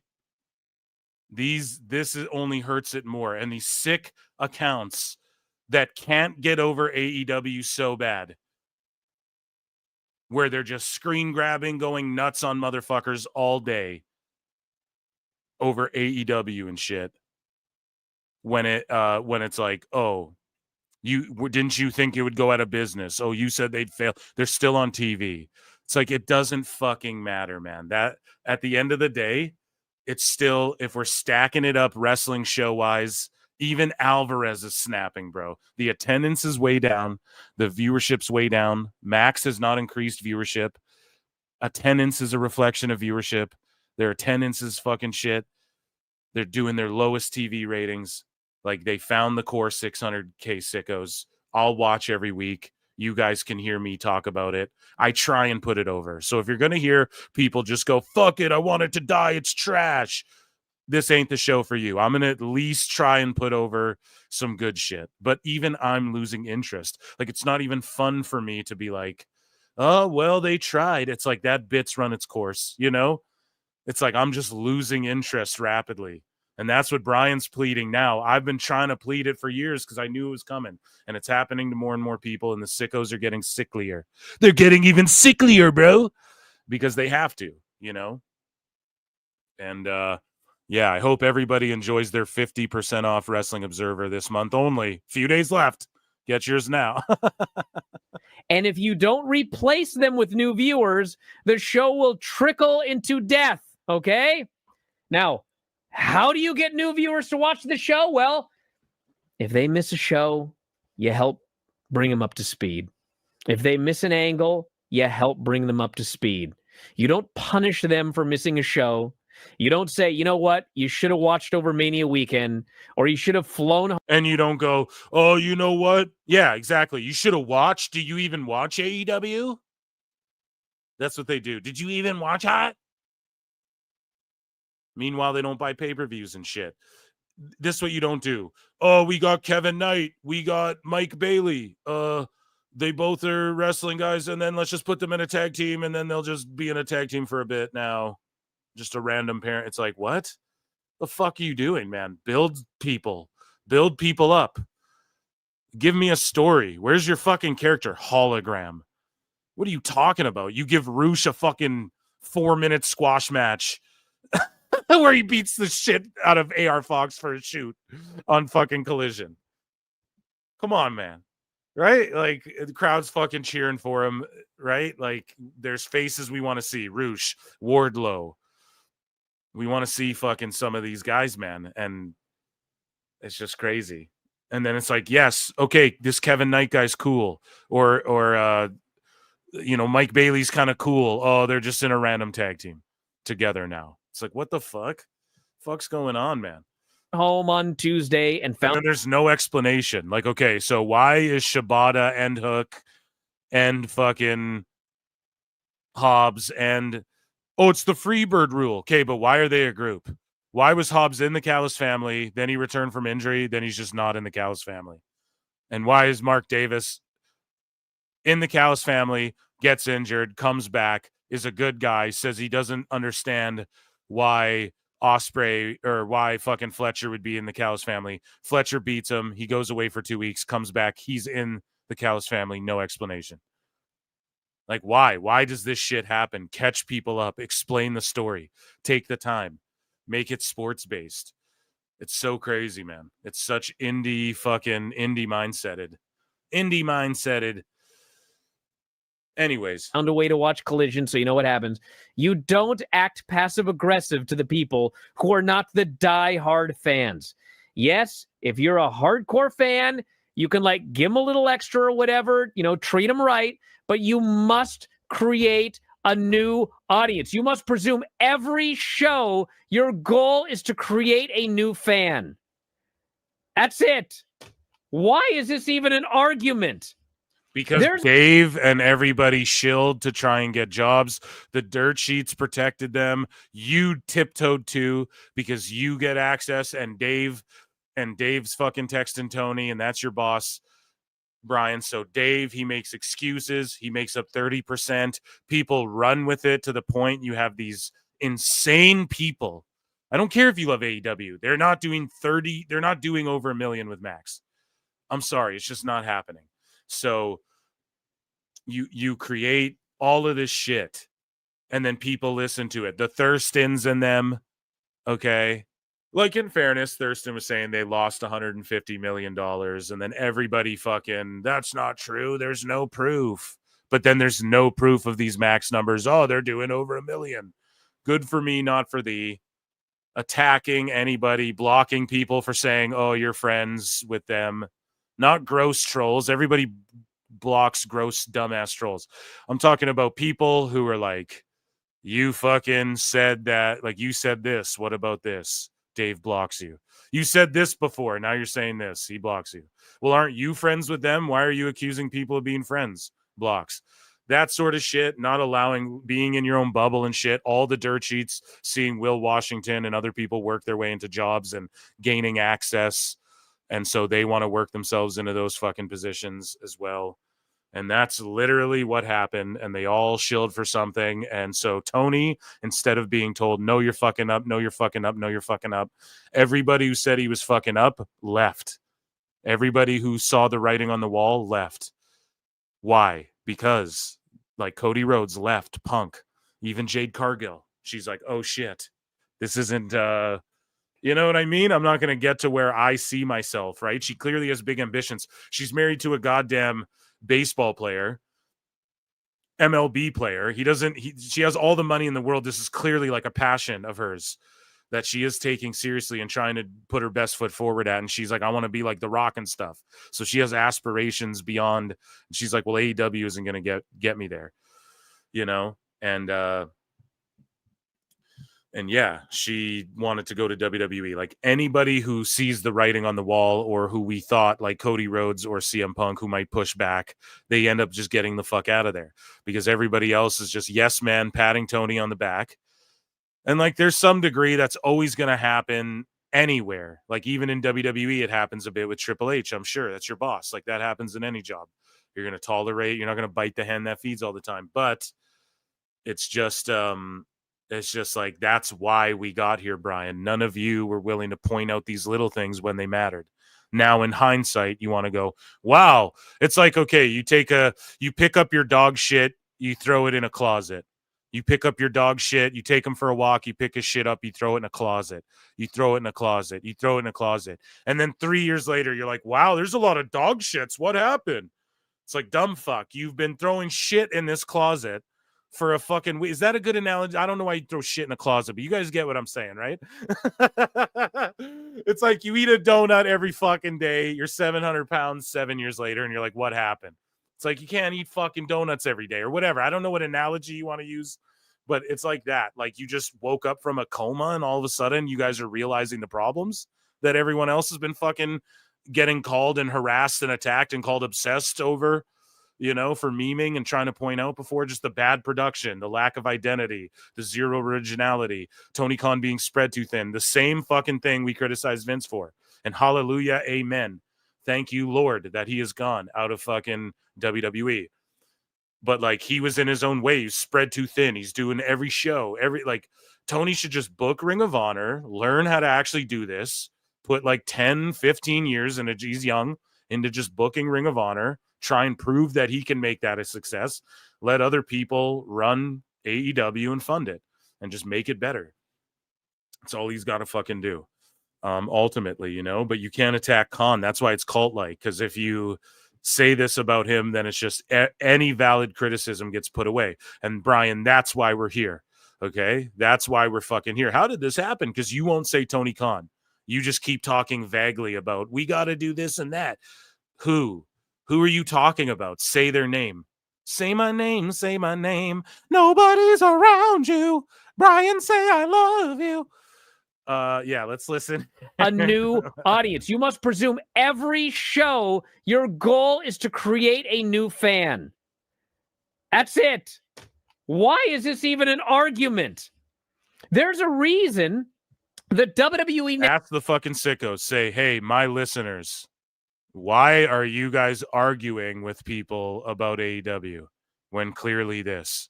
Hey, Dave's listeners, I know we're all buddies, guys. Why are you guys so fucking ridiculous with your takes and the shit you say? And why do you support Dave when he's talking bullshit that makes no fucking sense? That all it does is skew. All it does is he just arms people with excuses for mediocrity. He arms people with the talking points. That's why I fucking refute. That's why I psychoanalyze this shit. I hope you guys can take some of this and arm yourselves with it too against these motherfuckers. Because it's like, dude, no. Alvarez, you want the answer? Come talk to your boy Phil. Alvarez was just on K100. Shout him out for doing that. And yeah. I mean, they kept it 100. Hot news. Hot the news. Conan. Reason the WWE now is significantly larger than they were in 2019. They didn't just please the fans they had in 2019. In 2019, they were losing fans hand over fist. So they found a way to not only replace the fans that they lost, but also they found a way. What was that way? Back to wrestling. Back to a hot heel, a dominant champion, someone who just reigns with that belt so long. Everyone's like, what the fuck? And not only that, the boom after the pandemic, when everybody wanted to go to events, people wanted to go to wrestling, they retained those people. A lot of artists didn't. A lot of people are trying to do these big world tours and didn't jump on the post-COVID stuff. the post-COVID boom, right? And then they're regretting it. When WWE opened up, they retained all those people and grew some. You know, they fucking powered through, and it paid off for them in the long run. So that's a huge thing that AEW didn't do, man.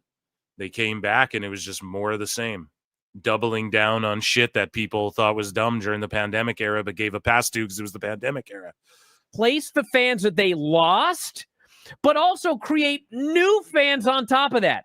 So if they had 1,000 fans, I'm just using an easy number, and they've lost 500 of them over the well, you know, more like 3,000, 30%. last 6 It's like 30,000, Brian, maybe 300,000 years.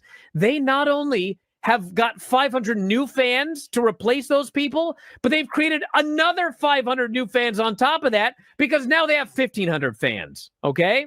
So how did they do that? Well, storytelling, presentation, leaning into the sports-based aspect that a lot of people thought they were going to tune into AEW and get that they didn't get. Leaning into expansion, not so much like we're going to monopolize everything, slap our brand on everything, even though they do that a little bit with the WWE ID, but it's not like they're like WWE and GCW presents. Like, they're not doing that. And so it's just, yes, it's people with experience in the right positions. It's developing future talent is a big major part of that. Developing future talent, the PC. I don't care what anyone says. The PI has only improved mixed martial arts. The PC has only improved pro wrestling. If you're a hater on, especially the sports-based wrestling crowd, you don't need a PC. Oh, so the Jaguars don't have a fucking place that they can go where they have doctors and they can train, like a facility? Are you fucking dumb? Isn't this the sports-based wrestling crowd and the sports owner, Tony Khan, who owns sports and does statistics? So a PC is a sports thing, no? It's a very sporty thing, don't you think? You fucking clowns. They're clowns. And Brian, you never called them clowns because you wanted their $14.99. 50% off this month only. Wrestling Observer, Figure 4 online. Get you some now. See, free plugs, Brian. You're trying. I'm trying too. Help me help you. Help me help you. every show, you're led by the hand because you may be a new viewer on any given day. I miss a show here and there. Like I think I missed last week's NXT. I missed a show, but like I have no question what's going on because they told me everything when I tuned in on the next show. Unlike AEW, where oftentimes I miss one show, not even Dynamite, a Collision. I miss one show, and then next time I watch the show, I'm like, Trent's back? He's a heel? No, it's not enough to say Trent and Rocky reunited on. They did? Even though they retired that guy, yeah. Trent got retired. I even asked Dave, I said, what happened? He goes, they got involved in a match afterwards. I was like, against who? He goes, I don't remember. It was. Well, I don't remember, Brian, but the match got 5 stars. I remember how many stars it got, Brian. You know what? The best guy is Tony Khan. Well, it was Roppongi Vice, and I actually don't CMLL, Brian. Holy shit, man. Holy. It was against he's like trying to remember what happened. Oh man, it never gets old. You know what it is? And that, ladies and gentlemen, was a very special Trying Brian with a little cherry on top at the very end of Dave Meltzer being a dummy in this Dave Meltzer's Dumb Moment of the Week.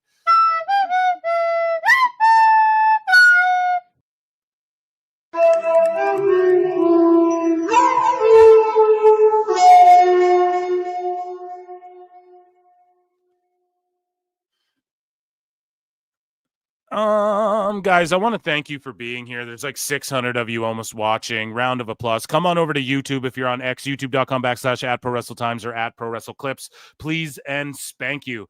I definitely yeah, want you guys over here on YouTube. There's polls, member shows. Sometimes we do giveaways and shit, but you got to be on YouTube. So make sure you check that out.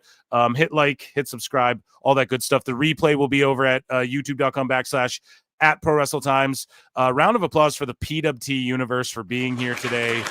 We did a bunch. We got a bunch done.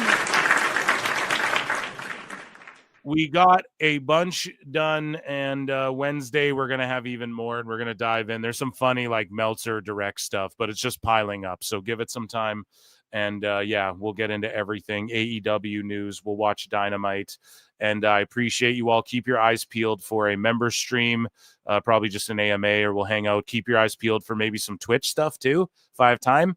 Love you all. Take it easy. Drink lots of water.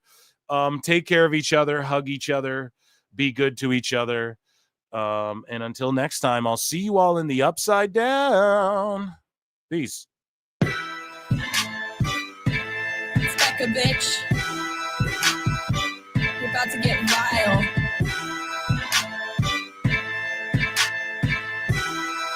Yeah. I'm a prom queen, but I keep to myself, stacking high green. You're in debt to your health. AARP. Ain't shit owed but my wealth.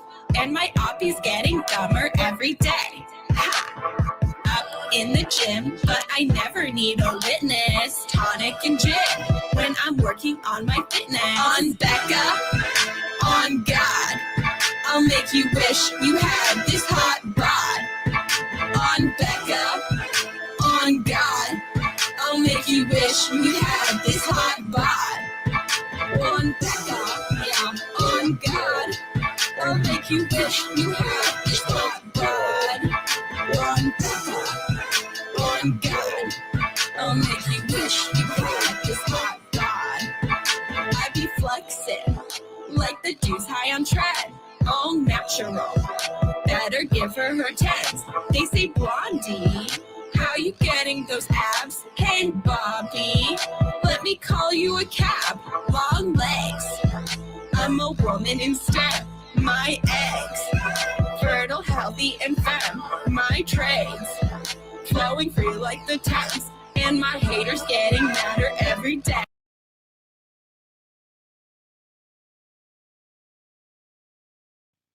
Sunday, Monday, Tuesday, Wednesday, Thursday, Thursday, Friday, Saturday, Sunday comes again. 毎日 Sunday, 毎 Monday, 日 Tuesday, 日 Wednesday, 立の細長 Thursday, な Thursday, 静 Friday, か Saturday, サラサ Sunday ラ comes again. きれいな空気体には細長が気持ちいいんです日立のビッグフローウェルネス日立フレ